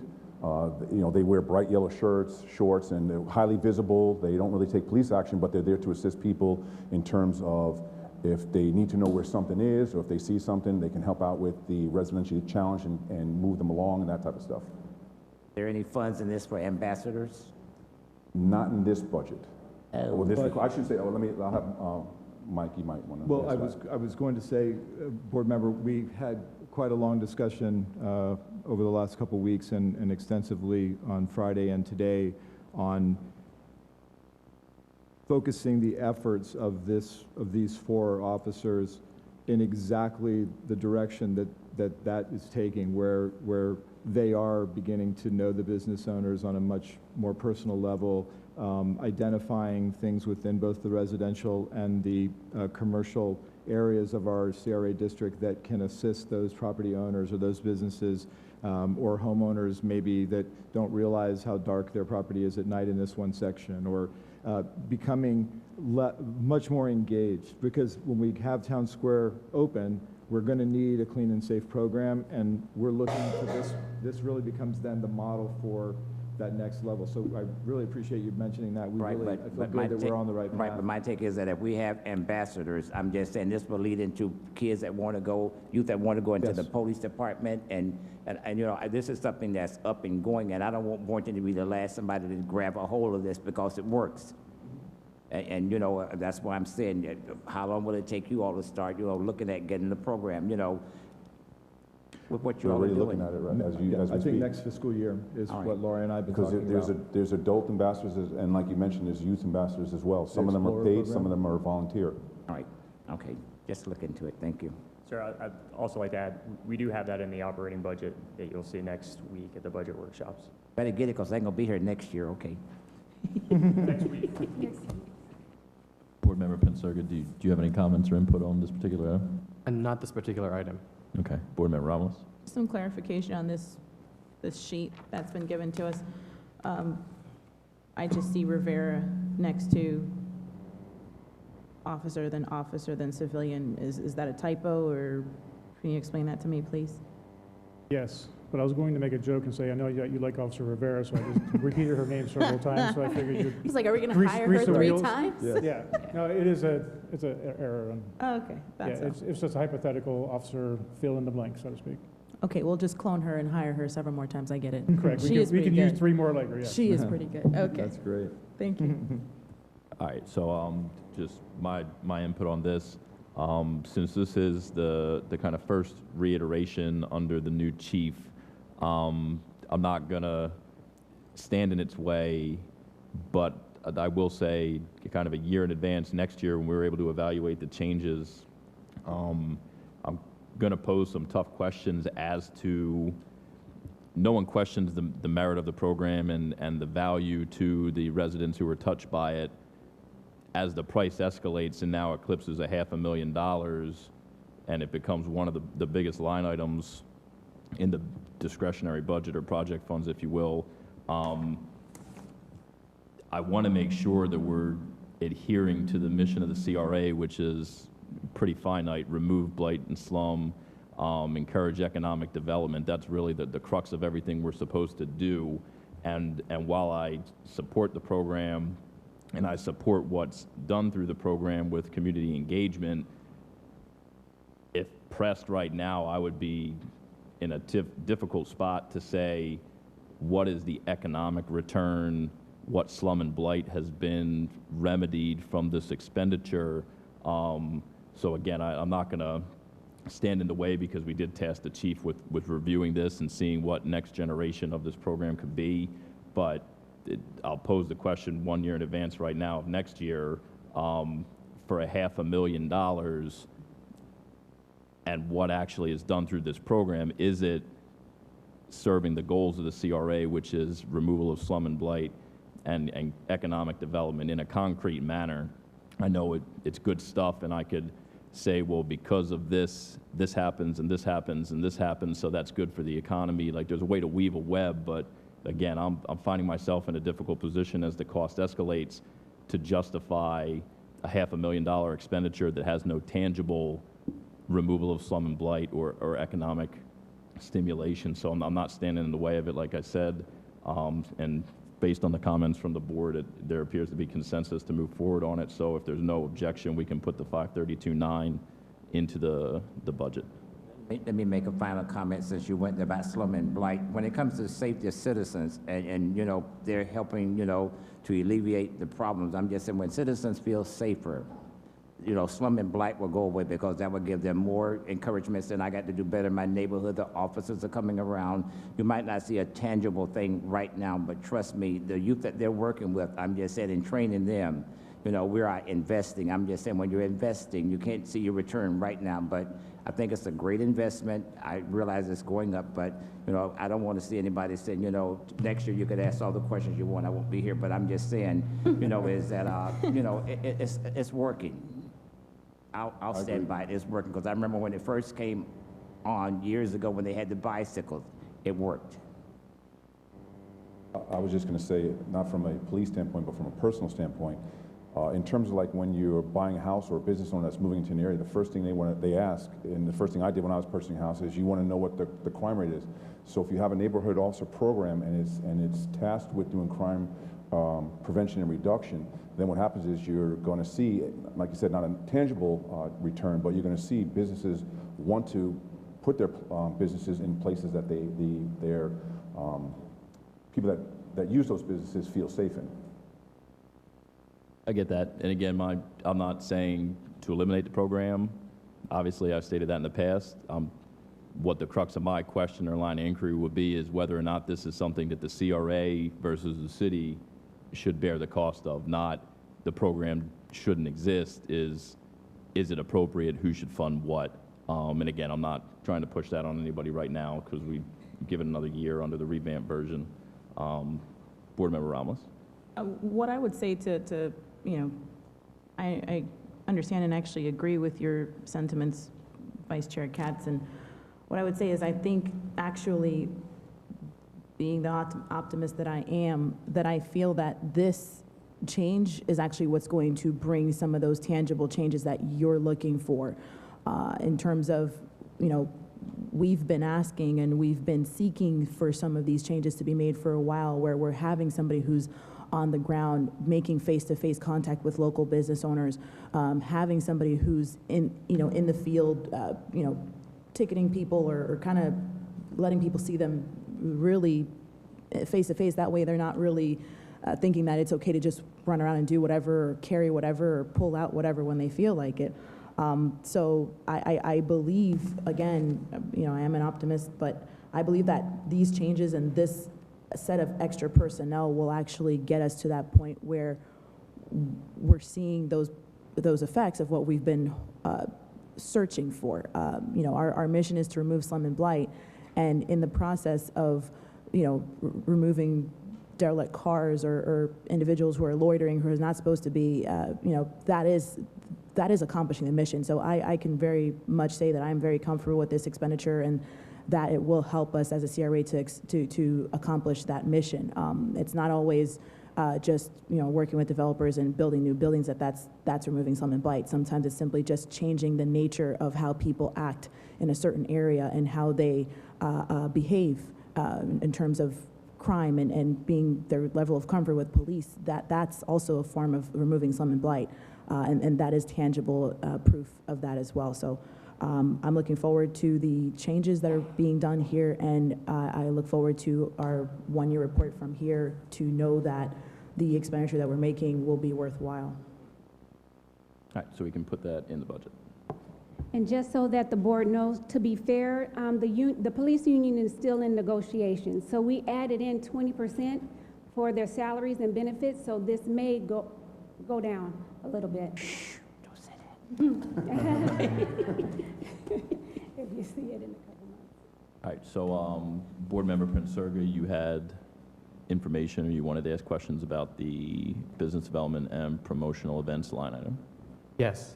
I'd just like to draw everybody's attention to that line item, business development and promotional events. Currently, $602,180 is being allocated for this line item. The vast majority, not surprisingly, is going to Pirate Fest. However, there is one event here that I feel is not getting enough funding. I don't recall how many other board members were present, but I attended last month the In Culture Art Walk. And what I can tell you about the Art Walk, which, by the way, is currently receiving only $6 grand of funding, the In Culture Art Walk was wildly successful. There was just so many people, and the turnout, apparently from what I understand, is the greatest that it's ever been. The turnout was so great that the parking stretched way down to another street to accommodate all of the newcomers. And what I saw was not only was there excitement in the air, that kind of feeling, but I also noticed that people were spending money, my friends included. And people were buying art, obviously. People were participating in the studio activities, food, plants were there, all sorts of economic activity was happening. And when I see something that's working, and I mean really working, I want to double down on that. I think it's a worthy investment. And the way that I think about our art district is it's kind of like akin to our marina. It's not just a little corner of our city that we pay lip service to by throwing a few $1,000s, a tiny percent of all of our events, but we should see it as another destination point. People come here, and that's exactly what we saw. There were not just people from our city coming, but there were people from Fort Lauderdale, people from West Palm Beach coming down to see this excitement that's happening in our city. It's a very organic growth. And so I'd like to just ask my colleagues here that when something is working well, and it's an economic engine, and it's a destination point for our city, similar to a marina, I think we should be doubling down on that. And so I'd like to just ask and recommend that we don't maintain the $6,000 in total art district event budget, but we perhaps consider doubling, if not tripling that. And I'm actually leaning towards tripling that budget because ideally, at minimum, I'd like to have 2 of these events a year. If it's successful, let's keep going. However, that assumes we're going to redo an exact replica, which we probably will not, because we need to scale upwards. We need to accommodate more people, which means we'll need more security, we'll need lighting, we need all these extra things to accommodate the growth that's happening. And I think we should be fueling that, and I ask for your support in growing the art district. Thank you. Board Member Prince Erga, where do you see 6,000? So, if the document is available, Jabari or Bonnie, the individual line items for each of the events. Yes, it's attachment 3, board member, and we're pulling it up on the screen, but in your Novus, it's attachment 3. Here we go. It is currently on the screen. I assume you have it. I'm not sure. So what we have is a breakdown of the business promotion and events budget in front of you now that breaks down that 602.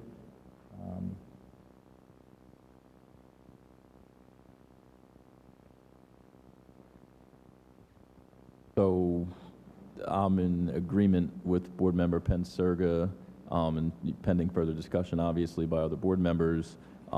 We do have a couple of line item recommendations at the top, MLK Corridor and the Cottage District, which is kind of throwing, a number of money on top of the existing rollover. So to me, there's some wiggle room with those 2 items right there. And I wouldn't be opposed to increasing that allocation of $6,000 to $20,000 to accommodate 2 events, so $10,000 for each event. So that would be $14,000 from one of those 2 items at the top for the additional funds, if nobody objects to that, and certainly if you have input on that. Board Member Ramos. I simply just want numbers from staff before I'm willing to make any changes or allocations to the funding. I'd like to know what the number of individuals were that attended, and how that's changed year over year over the lifetime of this event. And that would make me feel comfortable with putting in extra funds, because maybe it is at its cap, maybe we'd have to relocate it in order to get the bang for our buck, to kind of use Board Member McCrae's line there. But I'm always just, before I make any changes, I just want to see numbers. I want to make sure that, the numbers are lined up. Does staff have that? Is that something that they can come back with?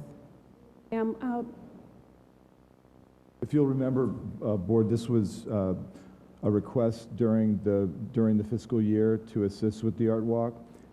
We added money to this event. This is the first time that we have done this event with the Boynton Beach Arts District. So what I would ask is that we have time to bring back the information at the next meeting and give you a little bit more information on the event itself. I would agree. And if you reach a point in your allocations this evening where you feel that you've reached where you want to be tonight, you don't have to zero it out. I mean, there's no pressure for you not to leave it with some left. That's not the goal, but you do have some flexibility. But I think if you don't mind, we'd like to bring back that information that you requested, Board Member Romulus. Yeah, and I'm definitely in agreement with Board Member Penserga's comments, especially since he was there and he felt like it was a successful event. It was a very good event. It was very successful. Yeah. What was budgeted last year, this year was $5,000, and we actually spent over the 5. That's why it's 6. So I'm with Vice Chair's comments. At least we can do 2 for $20,000. I'm in favor of that. But you still can bring back your report. But I'm leaning towards going $20,000. I'm just saying, because every city has an art walk, and I'm just saying, no, they just plain hours down if it's successful. Thank you. So if the future discussion at the next meeting is to look into the data on that and determine the increase, is there any objection right now to putting the $602,180 into the events budget with the potential to increase it pertinent to the art walk? Action. So we can put that 602 in. Okay, thank you. So there's a couple kind of ancillary ones that are still kind of pretty important. The economic development grants, the recommendation from staff is to take the existing money, which potentially will decrease as the fiscal year closes out. So the recommendation is to bring it to approximately $500,000. Does anyone object to the $122,000 increase allocation to bring the total to 500, pending more usage for the rest of this fiscal year? I have no objection, but when it comes to this kind of economic development, you know, I'm just saying the city is working, you know, I have problems with the city doing that, and I'm having problems now. I like to see what are we really getting for our money. I'm just saying, you know, I need a report on this. This is the Business Economic Development Grants, which is our grants for... That's the ones we give money for them that's coming to, Yes. but I'm good with that. But that other Yes. one, oh, Lordy, You're talking about that, the... don't say it, don't say Okay, it. very good. I would like him to say, what are you talking about? All right, so Right, so just, I mean, we have the advantage of having some information in front of us. So as of this evening, since you did approve... I'm good with that. The grants for this evening, again, you know, the budget is already changed in that line item, so there's $300,000 left. I know in speaking with Bonnie Nicklin, the grants manager, we are preparing to hopefully see some more here before the end of the year, which will change that funding again. So at minimum, I'd like to see at least $300 to $350, and if you, as next month, we'll change that total for you, and then in September, we'll change it again as it goes down, and you may, we will also have additional funding that will need reallocating that you don't see now, so you will have more funding to move around as well as the 2 months come up right ahead of us. So, Board Member Ramos. not to confuse. This is always a pet line item of mine, and so I just want to make sure the board understands that this is one of our line items that we cannot let falter. Over the past few years, we've heard small business owners come up here and literally say their decision to move here to Boynton was because of the assistance that they received in these grants. And so I want to make sure we keep being competitive and having small businesses choose Boynton to be their home, because they know that Boynton hearts small businesses. Yeah. We love small businesses, and we are all about that. So I want to make sure that we don't cut too much from this budget a line item, and it's remains a priority for us. I know this year we didn't, we haven't used as much of it, but perhaps that may change, and if we don't use as much next year, then we can continue to just roll over it or reallocate it into different line items. But I think it's important for us to keep sending out that positive message that we are business friendly here in Boynton Beach, and we're encouraging small businesses to not only open, but to expand here in Boynton Beach as well.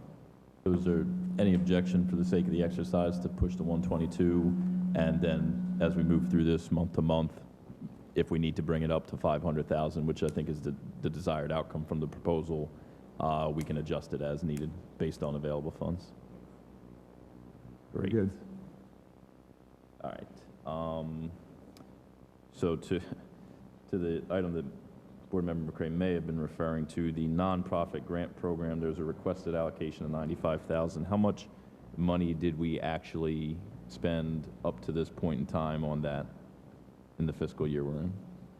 At $94,000, $75,000 was for the affordable housing component, and the $19,000 was the business economic development for those organization that has those programs. Is that the total budgeted amount from the current fiscal year? Yes, sir. Okay. Does anyone object to maintaining that $95,000 level for the nonprofit grant program?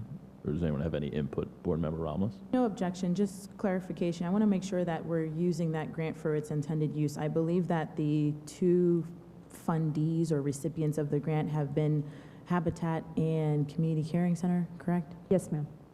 Okay, and Habitat's use of the funds is to help rehab their homes or just any homes within the CRA? So it's to rehab through their neighborhood revitalization program, as well as build new homes. So the ones that that you all attended just recently were for new homes. So each grant cycle, they have about 3 to 4 new homes, whether they're duplex or single-family homes, and then they have, I would think, 3 or 4 revitalization project, which are like the re-roofing, the hurricane strengthening for veterans and elderly that can't do it themselves. So that amount, the 75,000, was the most they had in the 2 years that we've had that program. So that goes towards both new construction as well as renovation and rehabilitation. Go ahead. And it's the board's discretion with regard to that grant program that we've created. You can choose a category and have all of the funding that you make available in the grant go to housing, or all of it go to economic development, or split it. And in the past years, the first allocation was kind of a 50-50, if you will. It's how it worked out. Last year, we had a predominance as 80-20% split. That was a recommendation by the CRA board, and they were leaning even at a higher percentage, but they definitely saw a predominance of weight in the housing area. You can consider, again, 100% in an area that you feel is appropriate. You can specify it for all rehab and not new construction if that's what you want to do. You have flexibility when we get ready to release the nonprofit grant program. All of the criteria and all of the focus that you want it to be is absolutely in your control to do. Okay, well, let's have that conversation when that time comes, because again, my vision for this grant and what I'd like to see more in terms of what I spoke to the NOP officers about was, I want to see people within our CRA who are having issues and difficulties with their homes and upkeep, and sometimes maybe getting slammed by code because they're not able to keep up with their lawn or their roof or their painting or whatever it may be. I want to make sure that we are also providing that, because that is, again, part of our initiative, which is to remove slum and blight. If we can help people who are already existing homeowners stay within their home and maintain it and keep it and beautify the area, I think that's us being effective as well. So that's what I'd like to see us move toward with this grant, because that's one of the reasons why I advocated for it to begin in the first place. Thank you. Board Member McCray. Thank you. My take is that, but I thank you for what you said. Community standards, I'm just saying, they need to be aware of this program. If Yes. there's, this is what I'm, thank you for saying it like that, is that they need to know that if there's money that's out there that somebody need with a roof, that they can say, let me talk to the CRA, so we need to be in dialogue with each other. Any further comments from the board? All right, so I'll end on one final comment. I support the continued use of the funds. I will say at that future discussion about the evolution of the program, and I think that Board Member McCray can correct me if I'm wrong in trying to capture a sentiment he echoed a couple weeks back, is I want to make sure that we maybe put in place some sort of rule or restriction so that the same recipients don't come back every single year and absorb the vast majority of these funds that would allow other nonprofits to get into this game and get some additional funding. So to me personally, I just want to make sure we don't turn this into an annual subsidy for 1 or 2 nonprofits in the city, and make sure that it's available to smaller or less experienced nonprofits that have good ideas and need this seed money to pursue their endeavors. So again, that's a future discussion about the program. Does anybody object to the $95,000 allocation? So you can put that in. Okay. The next one that's kind of obligatory, the marketing business assistance, as the executive director described, that's for the CRA as an organization to promote its activities.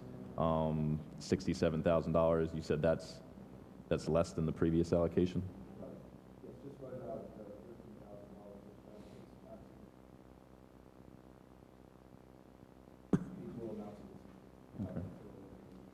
Anybody have any questions or objections to the $67,000 request?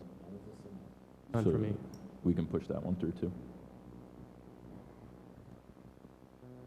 That leaves 3 remaining items. I'll take a moment here to promote the Boynton Beach Boulevard project. We already earmarked $250,000. I'm personally in support of putting the other $250,000. I realize this project is impossible until a majority of Town Square is complete, or it needs to coincide with the timing and the FDOT. So to me, this is us essentially storing some money in the hopes that a future version of this commission will continue to bank some money and uphold the spirit of what we're doing, so that when the time comes, that massive project and the massive cost associated with Boynton Beach Boulevard at least has a down payment or some money to seed that project. So I'll entertain discussion on whether or not we should allocate an additional $250,000 to future Boynton Beach streetscape improvements. Again, fully aware that most of us likely will not be up here to see this used, but the hope is that future board members will understand the importance of improving Boynton Beach Boulevard per the plans we've already commissioned. Is there any comments, support, or opposition to that? What you're saying is increase from 250,000 to 500,000? So we put 250 in for the current fiscal year. By adding 250, there will be $500,000 currently stored for that purpose. Because what was the total projected cost associated with this project? It was pretty significant. So the project, we received 2 grants for that, one from FDOT, the Florida Department of Transportation, for $2.2 million to do improvements above, approximately from US 1 all the way to Northwest 3rd. It's in between 2nd and 3rd. And then we received another allocation recently from the federal government for the design cost for that, which is approximately $631,000 is the total budget, but our share, our match, is 20%. So with that, there is going to be an agreement, or the commission has already approved an MOA, Memorandum of Understanding or Agreement, to let DOT design and do the construction on that.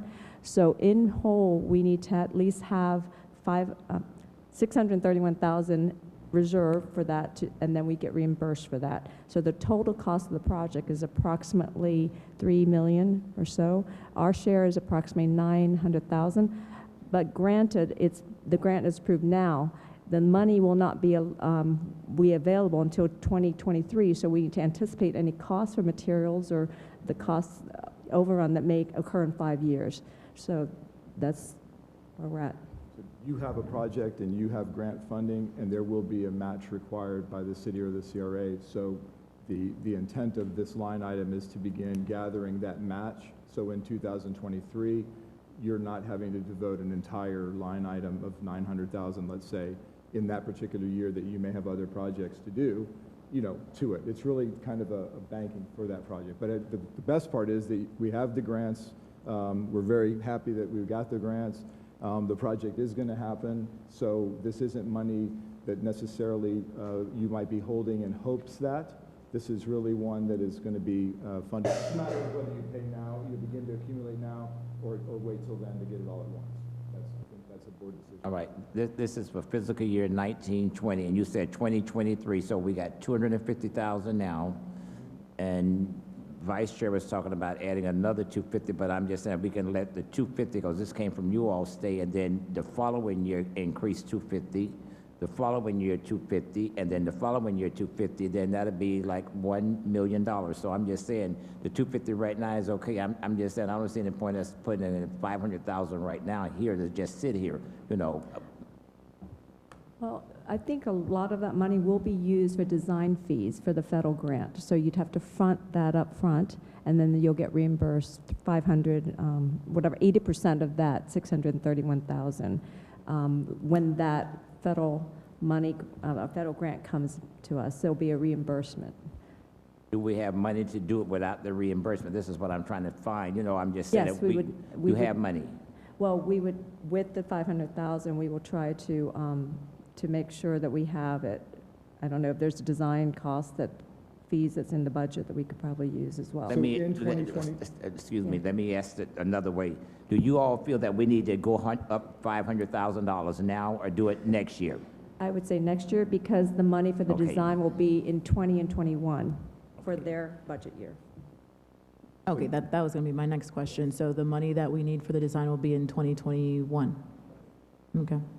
have to hire the engineer, their engineer, and then they'll tell us how much it'll cost, because they're in that process right now. But to go off of Board Chair or Vice Chair Katz's comments here, you're simply talking about the design funds, but there's still money that we then need for the actual project itself.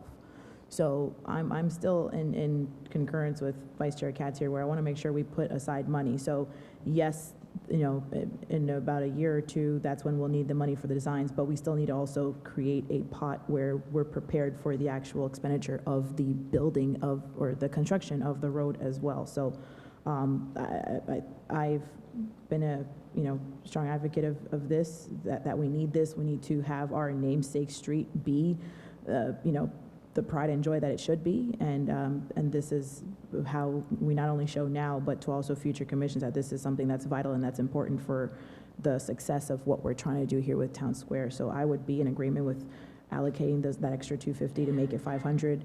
At least we're already prepared for the 2021 design phase, and then we also, as we get that money back from the reimbursement, we then also have funds to continue to allocate towards the project itself once it starts getting built. So tonight, we're going to go ahead and put 250 more thousand with the 250,000 that we have already. This is what you all are saying. If there's consensus, yes. And I'll try to use your own wisdom that you've bestowed upon us as an example. So there's constant concerns. Don't forget this is here. It's been stated in the past, at least, you know, the past couple of years, that myself and Board Member Romulus and the mayor have been up here, that, you know, plans have been devised over time and then they never get used and they sit on the shelf, and it becomes kind of an embarrassment that the city or the CRA spent hundreds of thousands or millions of dollars on plans over time that were never executed. And I think that a lot of the failure to execute might be because large sums of money are necessary to do so. And I could envision right now, if this was the year that we needed that $900,000 and we were looking at $3 or $4 million in discretionary funds, and we had to take $900,000 right off the top for this, I mean, I would still do it because I'm committed to this, but it's easier, I think, to build that $1 million over time so that whoever's up here in 2022, 23 doesn't have to say, all right, not only do we need $900,000 for it, but what do we have to cut to pay for that? So in the interest of not putting another proposal or project on the shelf with the rest of the non-delivered projects and plans we put out there, that's kind of my crux. So this is really, if I'm being honest, this is really Board Member McCrae's plan that I'm Point well perpetuating. taken. I'm with the 250,000. And I mean, to kind of It makes sense. to kind of go off of what you just said, Board Member McCrae, you know, I think it's a good plan to just each fiscal year just keep adding another 250K to the total, so that keeps building up until we get to that point where, you know, we have those funds right there and ready to go once that year comes. So I'm okay with the 250 now and 250 each year from here on out. Updated, of course, as the years go on and those prices change And the design starts progressing. Right. You'll get more finite numbers and things like that. Thank you. So is there any further comment on the $250,000 Boynton Beach Boulevard increase allocation? Tonight, we're going to make it go up to 500,000. Total. Total. Yeah, total. go ahead. All right. Thank you, sir. All right, so the remaining two staff recommended allocations are the $162,000 for MLK on top of the $1.6 million that's already rolling over, and $100,000 for the Cottage District project. Is there a desire, since we have subsequent meetings to work this out and the mayor will be back, is there a desire to push those monies to a line item or to call it a day and see where we go? I'm in favor of just letting it stay as, you know, it is now until, you know, we get everybody up here, and then just let it go to the crab board and see what the crab board says. You know, they might find something that we did not find. So this, if we did that, it would give the crab board a little recommendation wiggle room. Board Member Romulus? Just a comment, I'm actually rather, I don't know if impressed is the right word to use, but, you know, being that we're allocating funds to Town Square and everything else that's going on, this is actually still a pretty comfortable budget year. So I'm pretty happy with what we're doing here. Board Member Penserga, any further input? None at this time. Okay, so I think we can table it, not table it literally, but we can hold off till next month when the chair is back, get his input so that he doesn't walk into a budget that's already kind of been baked completely through. So, Vice Chair, real quick, so did we want to add the 14,000 to? I think the recommendation was to get a little bit more data or information about the event to present to the board, and then from there, we'll be able to see what the potential increase or non-increase will be. You know, since we're doing it, you know, put it in there. I'm in favor of putting it in there, the 20,000, and let the crab board see, you know, for 2 art walk events along with the stats, and then see if they have a recommendation. I'm just saying they might, you know, just put it in there. Just because it's there, we don't have to use it. Thank you. So if we did that, it would be a $14,000 increase because there's 6 in there already. And again, we have multiple meetings after this that we can tweak and adjust based on information coming our way. 14,000 on top.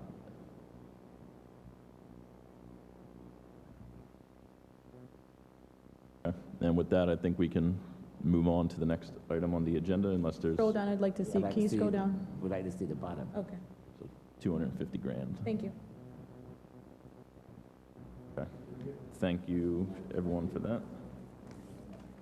The next item... Wait, stop. Go back, because I see 707 something. million. Go back to that screen that you just flew from. What that number, let's see, sorry. When we just went through it. Oh, okay, see, we got 700, that, you know, we went from 3,000 with the, now we up to 707 million? That's wrong, isn't it? So that's that's with every dollar of estimated rollover plus the recommendations we just made. So we had 3 million in kind of free discretionary, and then the other 4 million or so was from the rollover expectation. So the total monies that we're allocating is 7.5 million, but we kind of just played around with 3 based on the recommendations from staff. Essentially, all of that dollar, except for the 248 that you have left, is allocated to a project, that entire amount, some of which are occurring this year and some of which will occur next year that are new. But for purposes of our budgeting and our project fund, it just kind of keeps a running total. Right, stop. Don't go from there. Go back up there, let me look. I want you to be comfortable. I'm not comfortable, because see, I'm just saying, we started out with 3 million. It said the CRA board proposed 3,097,317. I'm with that. CRA board proposed project funded allocations, and I'm just saying, you know, why wasn't that added together when we started? That was the initial step in this process where we agreed to take the rollover funds from the current fiscal year and accept them as is. So that 4 million and change, 4.5 million, was all rollover, unless there was any desire to take away from any of the rollover items and reallocate those funds. But how you introduce it, and you have the right to reallocate those rollover funds or leave them in the line items Go up so I that they can see are. that bottom line again, because, you know, I'm sorry, but the way it's given to me, okay, I'm with you all on the 2 million that, you know, it went down to 248. Now, I'm trying to figure out how, you know, why didn't we add that, like, show the 7 million over there in that line when we started out instead of 4,648,000? That 4,648,000 was the rollover, only the rollover. So like that money added with what we just decided on equals that 7.5. So those 2 bottom columns added up are the total funds we have to play with. I understand what you're saying, follow me, but project funded allocations, the bottom line, we have nothing in this column here to give me 3 million there. Right, yes, sir. That is the money that you, in the upcoming fiscal year, is available for you to choose how to allocate it toward projects. That is the new money of new fiscal year. The 4 million that is in the column at the bottom is money that is existing in this current year. So it's, the chart is intended to keep the 2 fiscal years separated and identified so that they don't blend and you don't know which funding year that you're allocating. All right, I'm with you now, but you know, I used to be an accounting major, but this is misleading. I'm just saying the way that you all presented it, there should have been something stating that 3 million like you got it here, and then with the 4 million, to not, you know, I'm just saying, you know. Just the total, you're saying you wish you'd been presented the total? Yeah, presented initially? differently, yeah. Okay.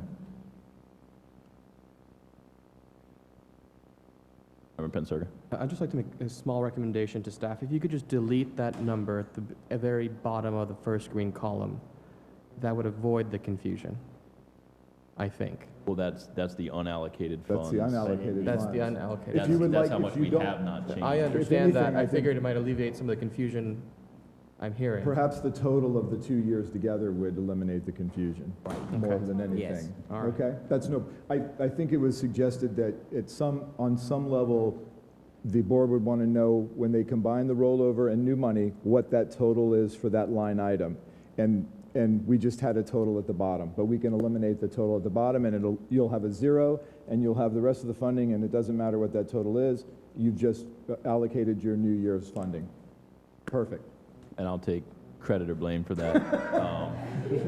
Because I remember last year after it was only presented, like the 3 million of It is five. usable It is funds, five. the It's question five came up, total. well, what about the rollovers? And there wasn't a column, so Remember, yeah. adjustments will be made to accommodate the suggestion. Okay, All right. okay. Thank you very much. We will do that. Item B, under old business, approval of fiscal year 19 through 21, Boynton Harbor Marina dockage lease agreement. Yes, Board, the item before you is an every 2-year visit to the current year's, or the dockage agreement has been determined by the board 2 years ago to run on a 2-year analysis versus an every year annual renewal. So last year, and we've come up to the last 2 years, we're at the end of that first 2-year term, and the item before you is to determine whether or not you want to increase or leave flat the per linear foot lease rate to the marina tenants in the Boynton Harbor Marina owned by the CRA.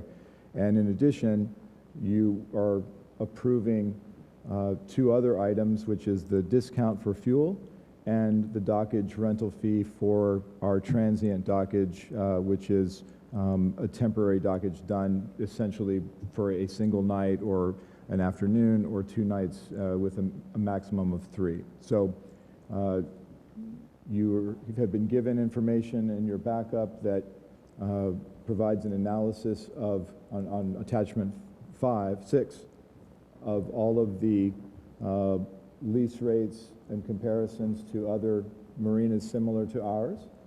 And that ranges from $19 a foot to $26.50 per linear foot. And those marinas are Lake Park, Fort Lauderdale, Riviera. The other marinas that are on the analysis are less like the municipal docks that we have as a CRA. Again, this is a 2-year fee rate. It will not change until the 2 years have expired. What I would absolutely like to encourage is the rate for the transient dockage from $2 to $2.50. And that includes any utilities that might be used by these are large vessels that can't fit into the marina.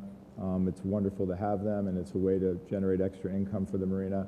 And then for you to consider our alternate an adjustment to the fuel discount rates, which are still extremely giving and affordable to keep to our local businesses, but it does provide a little more revenue for the CRA as it continues to obviously maintain these properties at the marina, and the expense of that is funded in some ways by this income.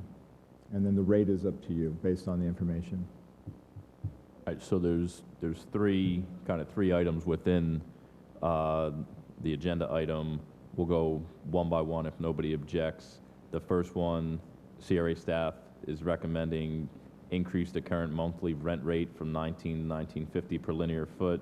It says attachment 6 provides the increased rental rate scenarios from $19 to $26.50, so it shows you the variety. Does anyone have any input or position on the $19 to $19.50 increase, for, against, et cetera? Going from 19 to 1950 Per linear foot. per linear foot. Boy, what is this 26? I don't want to, my take is that I want to keep us competitive and not price us out. So your recommendation is that we increase it by 50 cents? Yes, sir. Okay, I don't have a problem Which with is that. really 25 cents over the 2 years, if you think Alrighty. about that. It divides by 2 years, so it's Okay, a very no minimal increase. Still keeping it very affordable for our tenants, which is part of the mission at this point, not to maximize rent, but to, and not lose businesses within the marina. Board Member Penserga. 2 items. If Bonnie could pull up the document that shows the comparison to other marinas, that would be helpful. And the second is, what is the intention of the increased revenue from a 50-cent increase? How will that be used? It will go into the overall expenses of the marina and offset those costs, and those would be our insurances, our operating costs, management, repairs and maintenance, the association fees that are at Marina Village. It would just go into our overall marina budget. And that 50-cent increase might not generate but another, $4,000 or $5,000 for that, but I think it helps us and keeps an emphasis on that lower than market rate, which is kind of what we've talked about with the CRA properties. We discussed that a little bit in our session, board member, and the intent certainly at some point in the CRA's existence could be to strive to hit a more market sensitive lease rate on all of our properties, let's say. As of now, the consensus has been to provide our tenants and the businesses within our community at a slightly less aggressive and more lower entry-level type of a lease rate. And that's kind of how the perception that I've had anyway has been. Let me ask the question, in regards to the marina budget, what do we have in there now? I know y'all love me, I'm sorry. No, it's okay.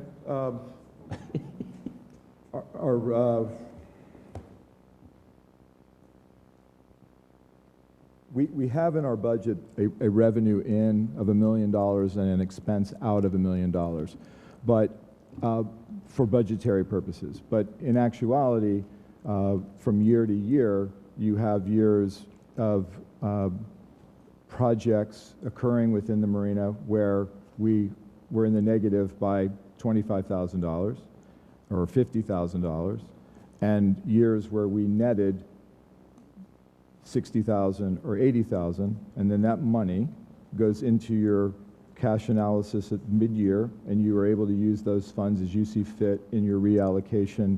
It just goes into your general, your operating and your general to be reallocated. So if there is any profit or net, it goes into the ability to assign it to new projects and different projects. So right now we're breaking even. But we're doing better than breaking even, but it is, for budgetary purposes, it would be very hard to use a projected return and try to allocate it to, let's say, the Boynton Beach Boulevard Fund of $250. If we're showing that we are going to net out $35,000, No, and no, we end no, up, no, don't go that way. I'm not looking for that. It's really more I'm- like a real business. Thank you. I'm just trying to see what is the bottom, the line, that's all. This year, we've allocated per line item $1 million. And we have $1 million worth of expenses. All right, that's what all I need to hear. Very good. Million, zero. Good. Okay. Any further input on the proposed increase from 19 to 1950? Board Member Ramos. Clarification, we are in the black with this fund? Year to year, depending on activity, Yes. it could either be, it has been, How many years have we been? We're in the black the last, since the last project was finished, when the open space was finished, when the open space project was finished and you entered into your first 2 year, the last 2 years and most of 2016, we were in the black.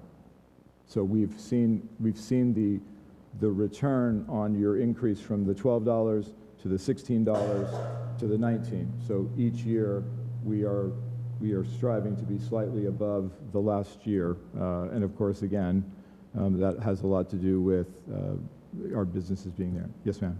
So what I'd like to know is, I know we're trying to up our rates to become more competitive with surrounding marinas, but how have their rates increased over the last few years? As I see, you guys gave us an analysis from 2012 until now. We've gone from 16 to then 18 to now 19, and now we're considering 1950. What have been the rate increases? I see you don't have that, but is that something that anybody can answer for me, of how have the rates increased in surrounding marinas? Or have they maintained? We can absolutely provide a year over year. We do this every single year, so I could easily project an analysis for you. I would absolutely say that the marinas that surround us have always been higher and increased in years where we were flat. But I can give you the exact amount from year to year if you'd like. We have until, we want to have a new rate at the end of the budget, so we have till September to set that rate. And we have October 1st is when our current leases expire, so if we can be prepared to have a lease in place by October 1st. So if you'd like us to bring that analysis back, we're happy to do that. No problem at all. And we can even bring back some of those year-over-year numbers if you'd like to see those as well. You don't have to determine this evening. Staff's ahead of the game. Personally, I'd like to see that comparison before I make a vote. I don't know how the rest of the board feels, but I'd like to see that before I move forward.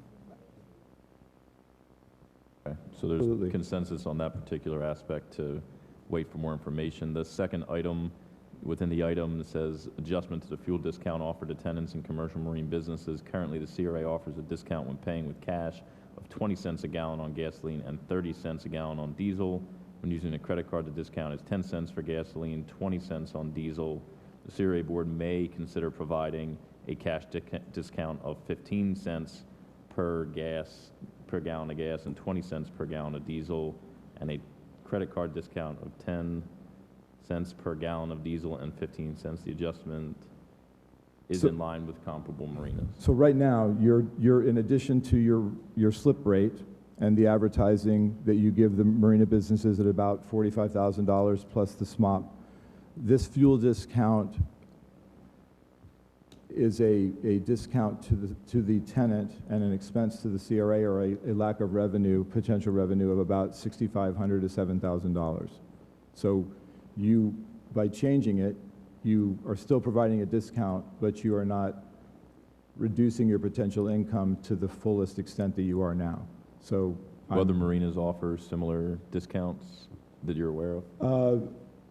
There is a discount card that boat owners receive that if you pay cash, it's a 10-cent discount, so that's competitive kind of across the board.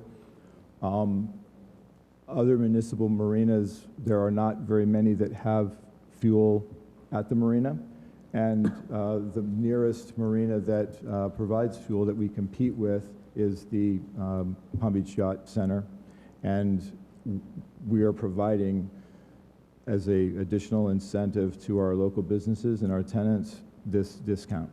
It's really a perk to keep our businesses at a more economically striving place, to be honest with you. It's a decision that, again, was made to provide our tenants only that type of discount. But if you're a boater and you have this particular card, you get a 10 cents a gallon discount if you pay cash. Board Member Ramos? This I'm fine with. Any further comments, input? I'm in favor of the change. Okay. So there's consensus on that recommendation.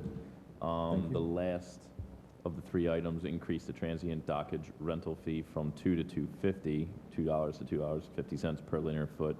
And just to be clear, transient dockage means people who aren't renting the slips but are asking to utilize the slips on a temporary basis. Correct. Any input on that particular recommendation?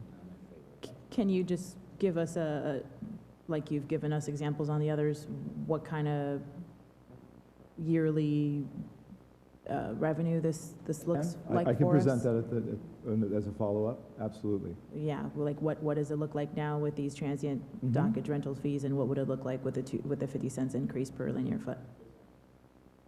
Any further comment on this particular agenda item? Just a question from legal. If you want to vote on the gas discount, you can. Otherwise, you can just have that come back to you as part of it. But since there was consensus, I just wanted to put that in front of you as an option. Want to vote on the one particular aspect and table the remainder, or table them all? I want to table them all and let it come back before us, then I get a chance to go over to the CRA board and see what they said, correct? Assign it to them to review, yes. So you just need a motion to assign it for their review.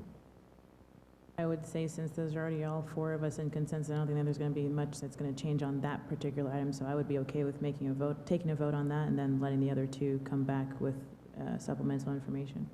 All right, so I'll entertain a motion to approve moved. the fuel increase. There is Second. a motion and a second. All those in favor? Aye. All opposed? All right, and then if anyone would recommend tabling the remainder of the agenda item to the next CRA meeting? Move. Second. All those in favor? Aye. And then I guess the third order of business, to recommend that the CRA board review these scenarios as well. Is there a motion? All in favor? Aye. Thank you. Thank you, board. Item C on old business, consideration of First Amendment to the interlocal agreement between the Boynton Beach CRA and the City of Boynton Beach for additional funding associated with Sarah Sims Park Improvement Project. Yes, Board, Twee Shut for the record. This is the additional funding that's needed that was not included as part of the overall park design. This is $45,000 maximum for the reinstallation of the amphitheater for the Sarah Sims Park. And in doing that, we would need to amend the interlocal agreement between the city and the CRA. And the motion would be to approve the First Amendment as proposed by staff and legal counsel. So, Let me ask, discussion. yeah, thank you. Let me ask a question. They already said that it's under construction. Yes, this will be a reimbursement to the city. The city have identified funds for the payment of the reinstallation. They're asking us for the reimbursement. So if we don't give it to them, we still gonna get it installed, right? Yes. We will not We're in a disperse hot the rate. funds until the board has approved it and the interlocal agreement goes to the city and gets approved as well. But this was something that came up later that we said we Yes. were in favor of bringing it over there. Yes, sir. so- Came up as part of the community input meeting in December in 2017, that this would be their wish list. On the way, I offer a motion to approve. Any further discussion? All those in favor say aye. Aye. All opposed? Thank you. Item D is consideration of disposal of CRA property for Northeast 3rd Street dedication and acceptance of a portion of Northeast 3rd Street to be abandoned to the City of Boynton Beach. So move. Second. Is there any discussion? All those in favor? Aye. Aye. All opposed? All right. Item E is per a communication that we received. Or I guess I'll let legal explain this because it'll make more sense. Several months ago, we received a request from legal counsel for Ocean One, the developer, to consider some changes to our tax increment revenue financing agreement with them. That request was subsequent to making the request, legal counsel and the developer asked us to table consideration of the request. We reached out to legal counsel for the developer to inquire as to whether they wanted us to consider the request, and they sent the letter that is in front of you today requesting that this be pulled from the agenda, and they will bring back any further requests in the future closer to the deadline they were asking to change. And what is the current deadline? January 2020. Okay. All right, so that item, they requested it be removed from the At this agenda? time, correct. Okay. That doesn't require any action, does it? Nope. Okay. Item F, consideration of response letter of intent to the Palm Beach County Housing Authority to assist in the development of properties located at 404, 406, 408, and 410 Northwest 12th Avenue. So this is just an update, correct? Yes, sir. Yes, Board Chair, Vice Chair. This item, we wanted to bring it to your attention because it was an action item under old business the board agreed and voted to send a letter to the Palm Beach County Housing Authority regarding the 4 lots within the Heart of Boynton neighborhood located at Northwest 12th Avenue. We sent a letter requesting essentially that we meet and try to offer assistance in developing those lots into single-family homes or home ownership opportunities. We sent that letter and then received subsequently a letter in response from the executive director of the Housing Authority, which is on the screen and in your backup, that sounds really great, and we'll work together to schedule a meeting. Now would be in early August between our 2 agencies, and obviously given limitations from their board and ours and how that would take place as the board to board is probably not something that could happen. You could designate someone from your board to act as a liaison from the CRA board at that meeting, a single individual board member, or you can assign it to staff, director, and the city manager. It's up to how you'd like to handle that. If you'd like to have someone representing the CRA, then you can make a vote on that. Board Member McCray. Thank you. My question was that we received some information saying we might be in violation of the sunshine law. No, sir. What I'm trying to avoid is, by virtue of that regulation, you as a board could not attend a meeting with the board of the Palm Beach County Housing Authority without proper notice and an awful lot of legality. You could. Checks. You can. You certainly can. In order for the board as a whole to meet with the Palm Beach County Housing Authority as a whole, you would need to publicly notice the meeting, and it would have to be in the sunshine, in public, such as this meeting today. So that is an option. It would be a little more logistically difficult to get together in the time frame that's proposed. The other alternative to avoid that problem is to designate a single board member to attend the meeting, gather information, and bring it back for your consideration at a properly noticed meeting. They wouldn't have authority to commit the board to anything. They would just be information gathering. Alternatively, you could have a member of the board along with staff and whomever else, legal, whoever else you felt was necessary. So I think that would be the recommendation for this to happen in a timely fashion. Board Member McCray. Thank you. I'm not in favor of anyone from up here, going, but I'm in favor of the CRA director and the city manager going. I'm just saying, with the 2 of you, y'all can represent the city and represent us. Is there any further input? I also support Board Member McCray's position. I support it as well. Thank you. Any further input? Okay, so there's You consensus. updated, we'll schedule a meeting and keep you updated. Thank you. Thank you. On to new business. Item A, consideration of responses and contract award to the interior, exterior painting and waterproofing invitation to bid for the Historic Women's Club of Boynton Beach. Yes, Tuisha for the record. I'm sorry it's a little late, and I'll try to get as succinct as possible for this because it does get a little more detail. So this is the last portion of the renovation that's needed, the critical repairs for the building envelope of the Women's Club located at 1010 South Federal Highway in Boynton Beach. The CRA staff has issued an invitation to bid for the painting, exterior and interior painting, and waterproofing for the building on June 3rd. with the submission deadline of June 24th. Of all the attendees that attended our 2 pre-bid meetings, there were 12 altogether. They were from a variety of places, from Tampa as well as Miami-Dade, as well as up in the Treasure Coast area. Of those 12 attendees, 6 of them were 6 of them were Boynton Beach painting contractors, and 3 of those were within the CRA district. However, none of them had submitted a bid for that.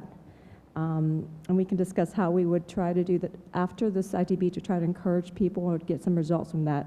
Because this ITB is still ongoing as a process, we can't reach out to do that for them. Of the BTR listing, there were 3 BTR businesses that were identified as Boynton Beach licensed contractor. Only one of those showed up at the meeting, which is Painting Concepts. So the result of that is there are 3 bidders, one from Hillsborough County, Specialized Property Services, Inc., Kunana Builders from Miami-Dade, and Roof Painting by Hartzell, Inc. from Broward. Roof Painting by Hartzell, Inc. was the lowest bidder. However, staff has identified that Kunana Builder was the lowest, most responsive and responsible bidder at a price of $122,400.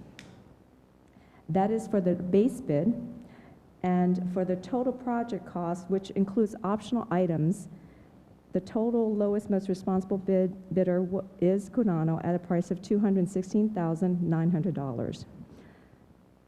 We have performed a similar cost estimate before going out to bid, and we base a lot of our estimate on prices that are given to us as we obtain or as we apply for the SWA grant, the Solid Waste Authority grant, as well as recent cost estimate from the Boynton Beach High School project. Of course, those are not final estimate because those are just based on unit costs, and you really don't know the actual price until you go out to the market for this. Representatives of, I can see right now, Specialized Property Services as well as Hartzell is out in the audience. All bidders have been invited to have representation here in case the board has questions. Staff also noted in order for our recommendation to you, we also looked at all the checklist items required in the bid tabulation sheet that's shown on Exhibit 7, which is a sufficiency review. We also noted that Kunana Builders, of all the 3 bidders, had some errors in their mathematics, but however, it was the bid sheet, the tabulation sheet was very well organized, and that was typed, so it was clear for us to identify it was a summation mistake. They do stand out, however, in that they have one item that the other 2 did not have, which we felt was very critical to this. They do have an EPA certification for lead, for the renovation, repair, and painting work for lead, and that's been identified in the Women's Club. There are lead components with lead paint, such as windows, frames, baseboards, so on and so forth.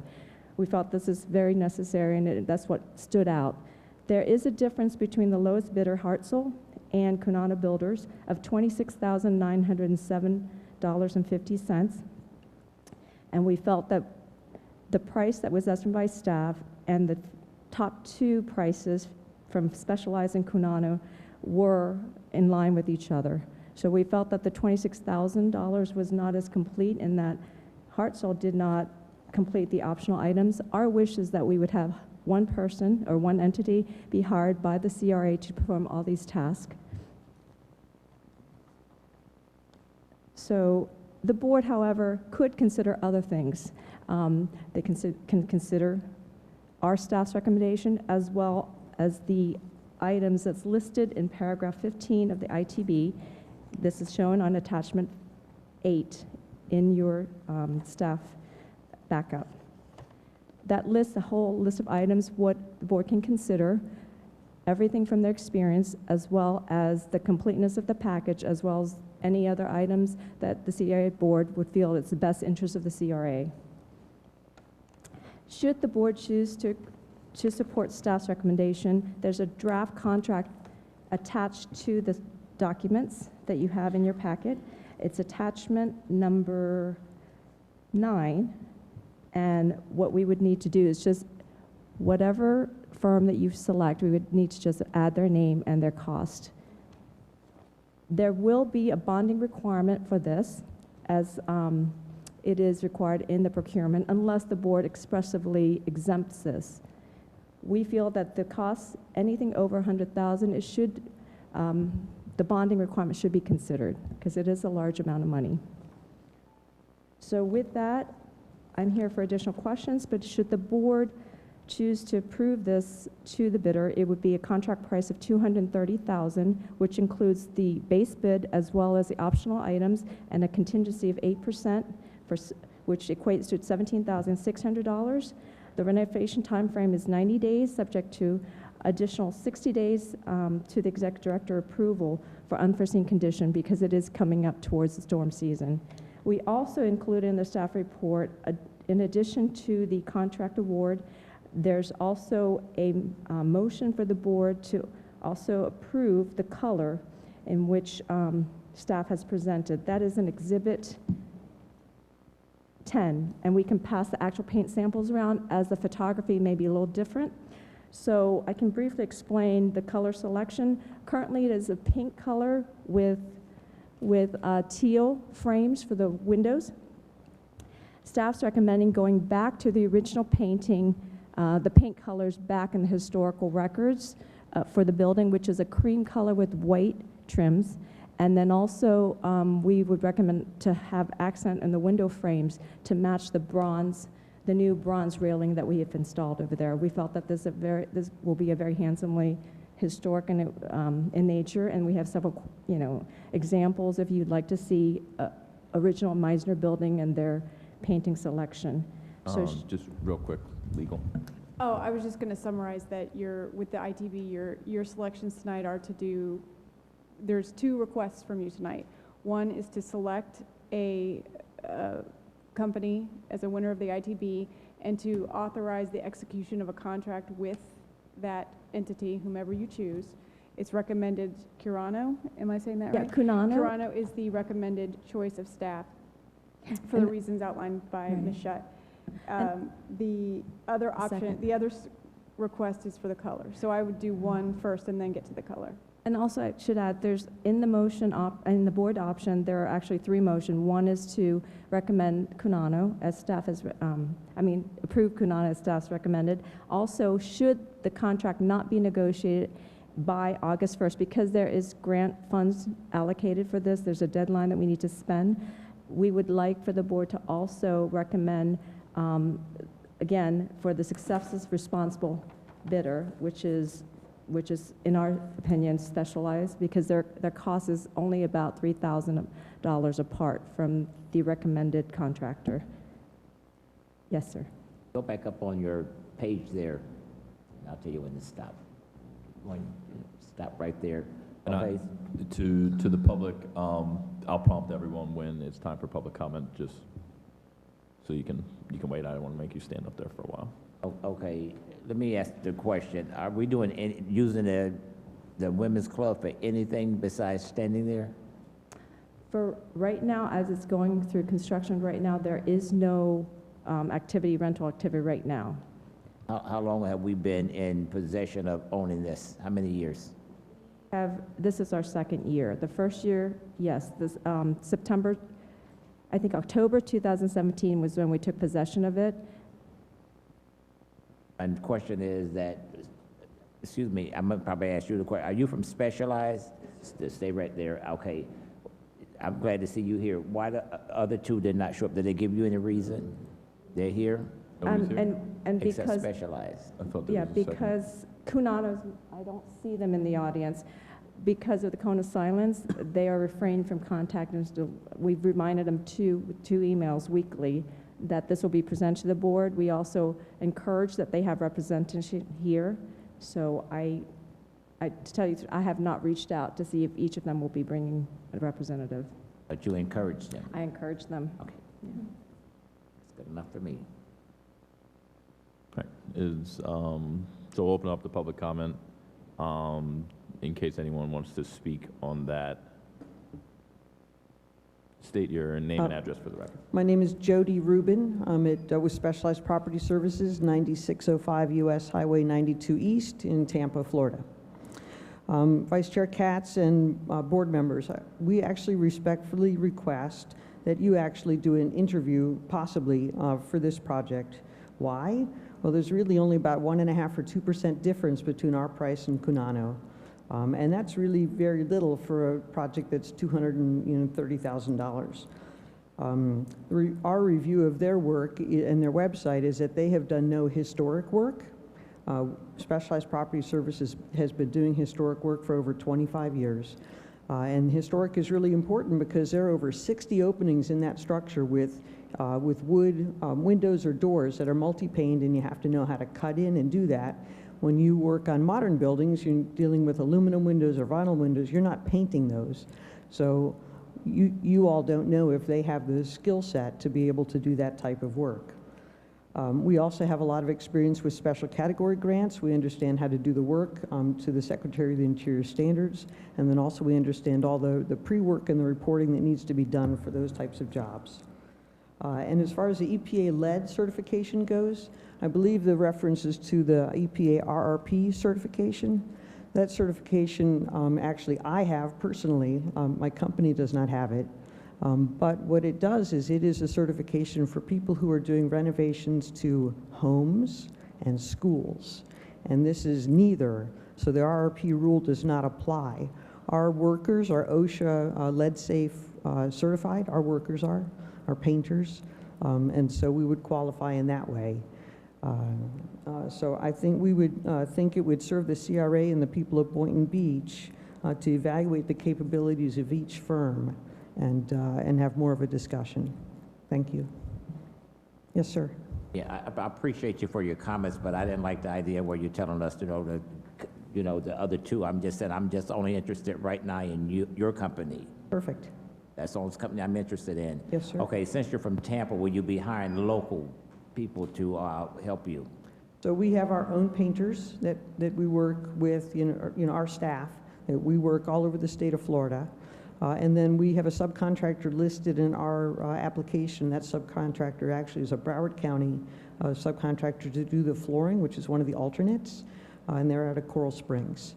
I had tried finding somebody in Boynton because I saw that you had the local preference, and I did not find a floor refinisher locally, and we like to use our own staff when we can because they're properly trained to work on historic properties.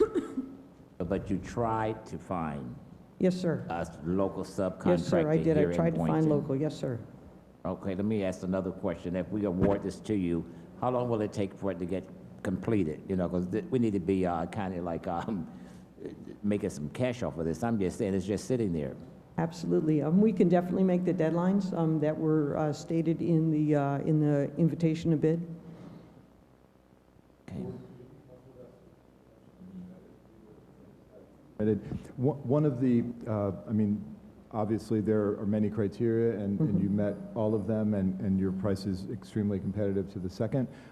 One of the obvious differences, I suppose, if there was one, was just proximity to the project, and without there being a place in the response, whether you were from Stewart or from Tampa or Miami, how you intend to complete the project, being that your company is located in Tampa. So perhaps that would be an item that was of consideration in how to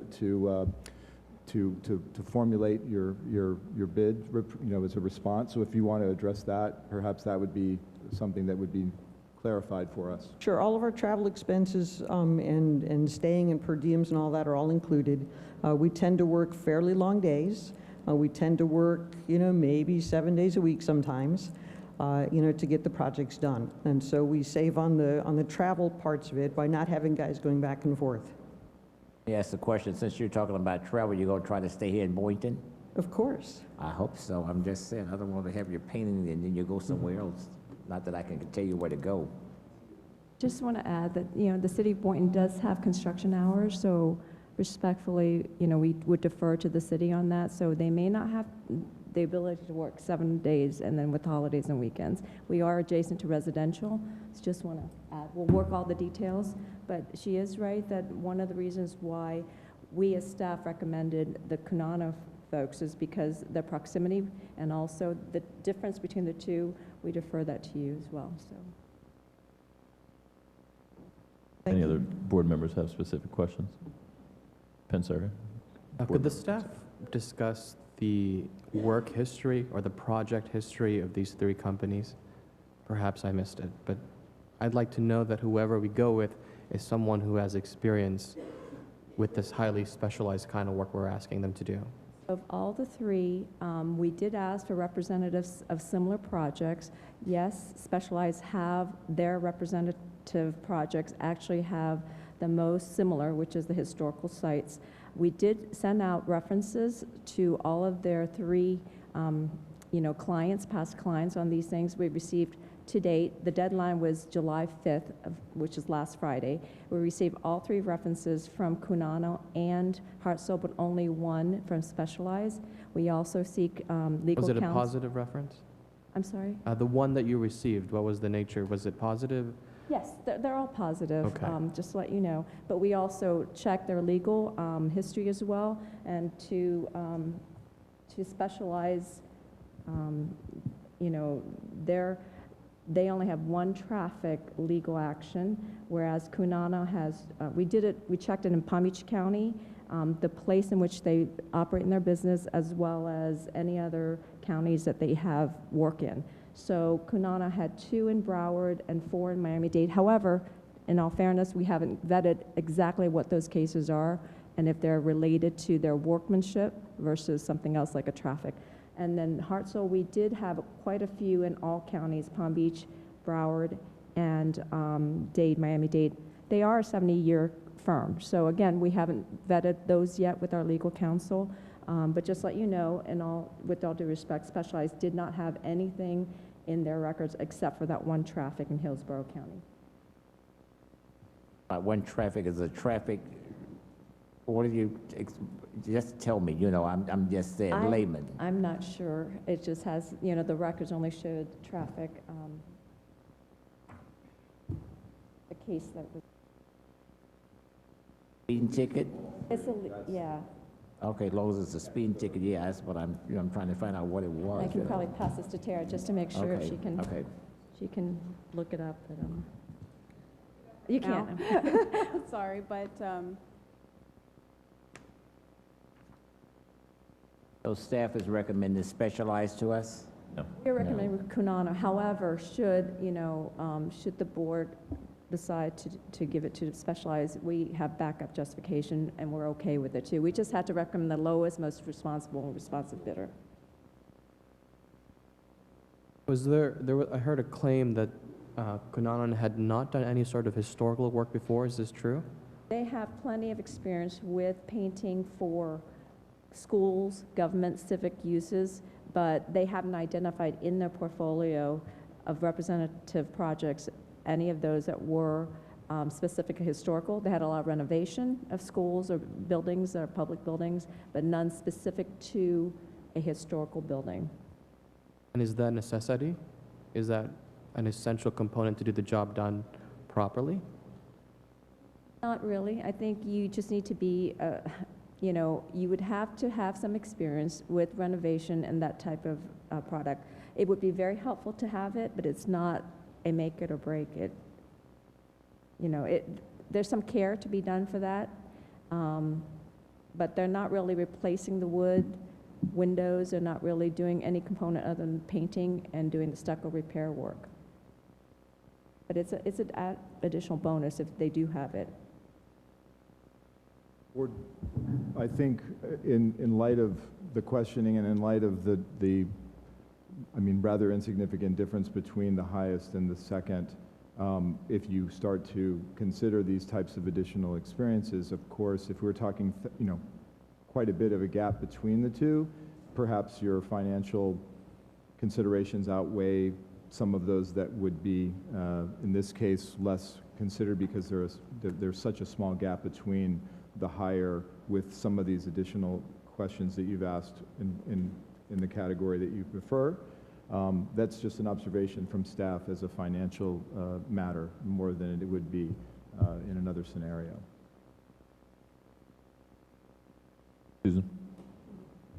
Susan Oyer, 140 Southeast 27th Way. As someone who owns old historic buildings, I can tell you there is a very big difference in the quality of work that gets done when you have somebody who knows how to work on a historic building versus just Joe average person who walks in and goes, oh, problem, oh, okay, let me try and fix it any way I know how, versus somebody who has the knowledge over years of working with historic buildings, who knows the right way, who knows how it was done originally, and who knows how to make repairs or do whatever needs to be done. So if that matters at all, just from the perspective of someone who owns old buildings, you want to go with someone who knows what they're actually doing and has experience with that. And it seems like there's such a small cost difference, it shouldn't be a big deal, I would think. That's just my 2 cents. So on this aspect of the agenda item, is there any further discussion before I make any comments? Question, why 8% contingency instead of a 10 like we usually do? Renovation, and I believe most of the windows that were badly damaged is in the process of being repaired now. So they're really, I mean, for me, I think their price is a little higher, and it's in line with what we have. So because it's not a brand new building, we're not expecting a lot. Though if specialized is being utilized, of course, we would probably make sure that it's 8% and the budget that we have that, yeah. So we're looking at making sure that we have enough funds for that, as well as equating it to a renovation project. What did staff guesstimate this to cost us?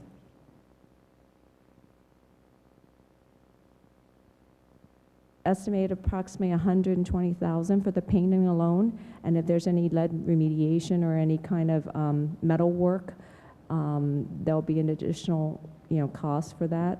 So we were in line of about 120-something thousand. Now we do have some funds coming from the Solid Waste Authority to reimburse us for that. So our budget for this was 150,000 for the painting cosmetic work. So we could go a little bit more if we need to. I just don't like to expend all of. What's the reimbursement from SWA? 66,000 for the women's club.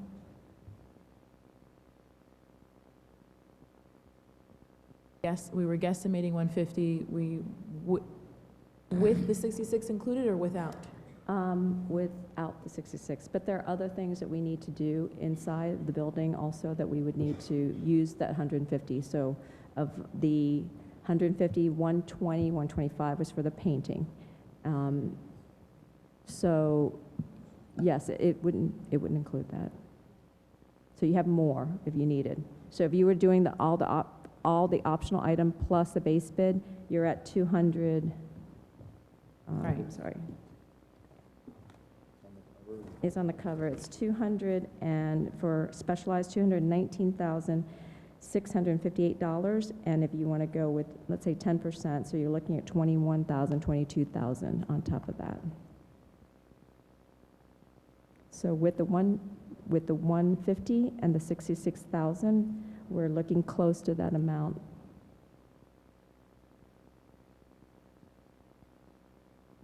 Any further comment on, not talking about the paint stuff yet, on the proposed visitors? My final comment is, and I'll say it like this, specialized property, I see that their total project sum is $219,658, but they came in with experience. I'm just saying, she was talking about lead, and that's something that, we need to be cognizant of. And then Mrs. Oya stood up and said, you need somebody who has experience. I don't know, Kuano builders, I don't know how much experience they have, but anytime that, you have a project that's going out, anytime anybody shows up, and that's just good enough for me. I'm just saying at least that shows an interest. I'm just saying, I could put a face now with this company. I wouldn't know Kuana, this roof painting company, they came in and hit me until I get this gavel and find out the name, okay? But that's just the way I stand with Specialized. With regards to the certification lead paint removal, is there any demonstrable difference between a firm having that versus an individual who works at or runs the firm? We spoke to our consultant who did the lead survey and the asbestos survey. They said typically it's not just for residential and schools, it is for non-residential or buildings that are built prior to 1978. So it includes non-residential as well. So we took the extra step to ask them how critical it is.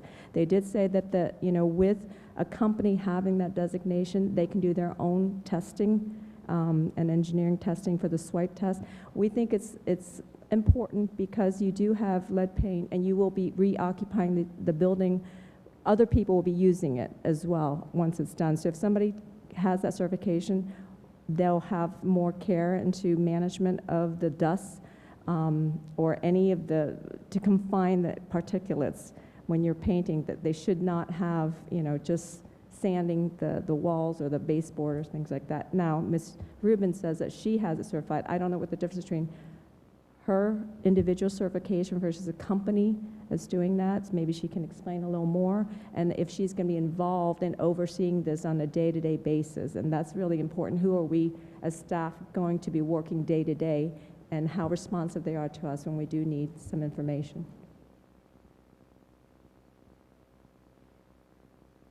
It's real quick on the second question that Twee asked. Are you intending on being on location during the course of this project with on a day-to-day, no, I am not. But I have the EPA website up right now about RRP requirements, and it's don't go away. Darn it. And let's go back to where it said. It is for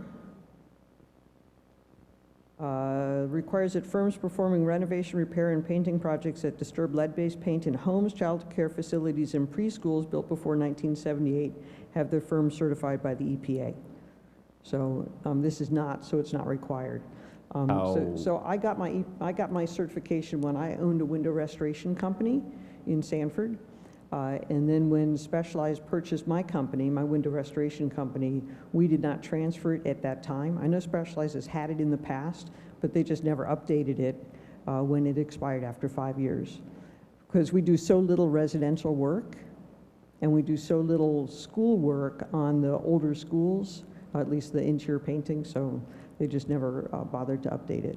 If you're not going to be directly involved in the day-to-day, how will you ensure that your employees on the job will properly do the job? So our company has weekly safety meetings, and we have OSHA, our guys are OSHA certified on everything from the 40-hour to the scaffolding and equipment, all those types of things. I'm not involved in it. I do the sales, and I do presentations, things like that. I do not do the physical work, but the guys are all involved in these safety meetings. They're all trained. They're all certified for the respirators and masks. And the crew leader also has OSHA lead training, so he should be fine. And the crew leader will be there every day, supervising every day, all day. Question, how would this benefit the residential individuals that live around there? I'm just saying, will lead be in the air, or, No, there's very little prep to the stucco. There's not going to have to be a lot of, sanding or anything like that to the stucco. There'll be a pressure washing, so that's liquid, right? And any chips that we end up dropping will be collected with drop cloths and disposed of properly. And so that would be anything that would be, lead containing. Will be virtually no dust because we won't be doing anything dry. My last question, is your company bonded? My company, what, I'm sorry? Bonded, I'm just saying. Oh, yes, absolutely. Okay, I'm just, okay. Prior to execution of the contract, they have to make sure the bond gets bought and then also recorded in Palm Beach County. Thank you. I just have one kind of final question to staff then. Do you feel that, irrespective of the ranking, which was marginal, I guess, because of the price, but not only looking at the price, because that's not the most important factor for me personally, you made a recommendation. Do you still feel that is the don't want to say correct recommendation, but you still feel that there is a clear difference and a clear need to go with your recommendation? No, if the price is taken out and the proximity and the management of the site is equal, no, we would be more than happy to work with Specialized. Commissioner or Board Member Ramos. I've just been doing some research since we've been talking. I see that Specialized from their website just shows that they've worked with just entities, very big name entities, from Home Depot to DoubleTree Hotels to Hyatt, and they also just boast their record and experience in terms of doing renovations and projects that are historic preservation projects. So I'm comfortable with moving forward with them. My only knock on them is your website needs to be updated, because yeah. But I'm comfortable if there's consensus to move forward with Specialized. You'd like to put that as a motion? So moved. Second. Any further discussion? All those in favor of selecting Specialized, say aye. Aye. That's one. The second we're going to need is authorization for the execution of the attached contract with Specialized for a total contract price not to exceed.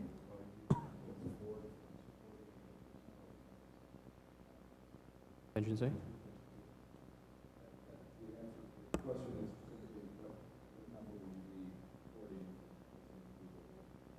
I'm sorry. The question is only being asked because when you make your motion to approve the contract, you'll want to make a motion in the amount of. So I just want to give you the 8% or the 10% total. It's up to you. City, it's 10%, right? In general, yeah. I mean, it doesn't, we can justify either. If you're more comfortable with the 10% and we don't spend it, it's going to come back to you anyway. So it doesn't Well, matter to me. I'm okay. I mean, I'm comfortable, but, keep Not it to worry. doing what we. Fine, that's very good. Instead of changing. Okay, so that number then, the total contract price would be $241,624, with the contract price for the work that had been submitted at $219,658. I need a motion. So moved. Second. All those in favor, say aye. Aye. All opposed?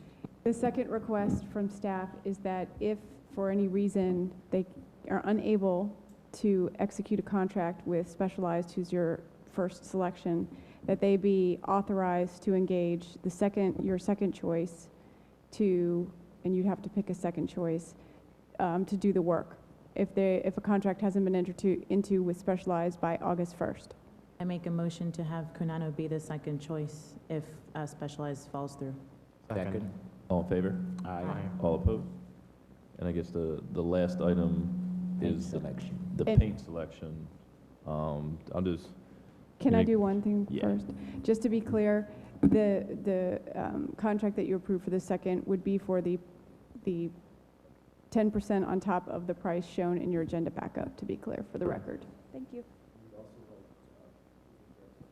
That document of the contract by the Vice Chair when executed by Specialized.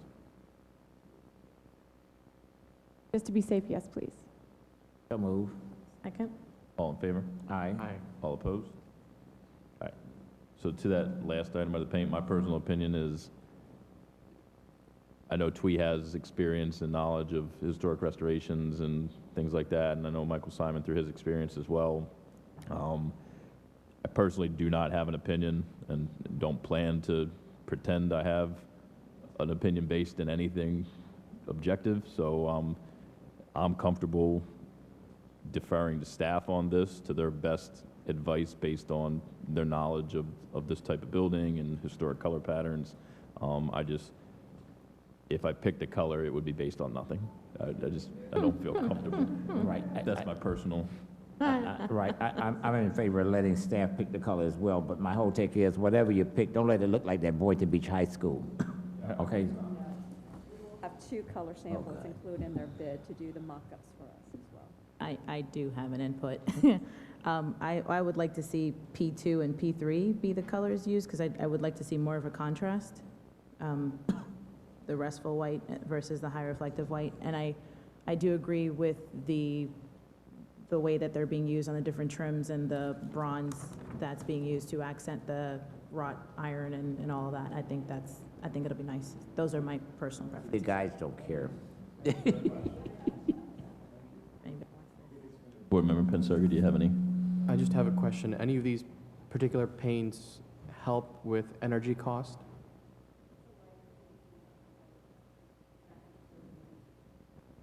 Paint will be less. All right. Well, for me, I would prefer whatever paint would reduce the energy cost. Their consensus to take the recommendations and Yeah, I don't act? think, you don't need a vote for that. Okay. Most importantly was that you're in favor of changing. That was the most important.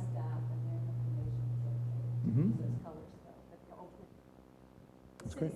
Disappointed. I was expecting a real debate up here no. about the different colors of beige and, man. At 9:43. So we have one more item, and I'll preface this because we might be able to just nip this and get out of here. I brought up the potential discussion about the location of the CRA office, having not been knowledgeable of the fact that the CRA had already made concrete plans with the city to locate in the new city hall. So with regards to discussing their location and leasing terms and all those options, I think that it's been fairly codified in the design plans of City Hall that the intent is to move to City Hall. So I don't really, now that I know that, everything I said is moot. So you want to remove it from the agenda, Vice Chair? Yeah, I think that I'll use the opportunity to say that being said, I think that sooner than later in the next year, my personal opinion is we should make a decision regardless of this with the Magnuson House site and what to do with the house and the property, because I'm hearing more and more that there's plans from adjacent property owners to try to put their properties together, and this would be an integral part of that, and it would be an additional component to Town Square with more mixed use and some retail and stuff. So I'll use this as an opportunity to say that I hope that we can have a future discussion in the next couple months about the Magnuson House and kind of just commit to a course of action so that property can move forward. But as far as this item goes, it doesn't make sense anymore. I'd like that conversation too, Vice Chair. Is there anything else? You did well tonight, sir. tried. Thank you. Yeah, very good. I'll entertain a motion to adjourn. So moved. Can I hit this? Is there a second? All in favor?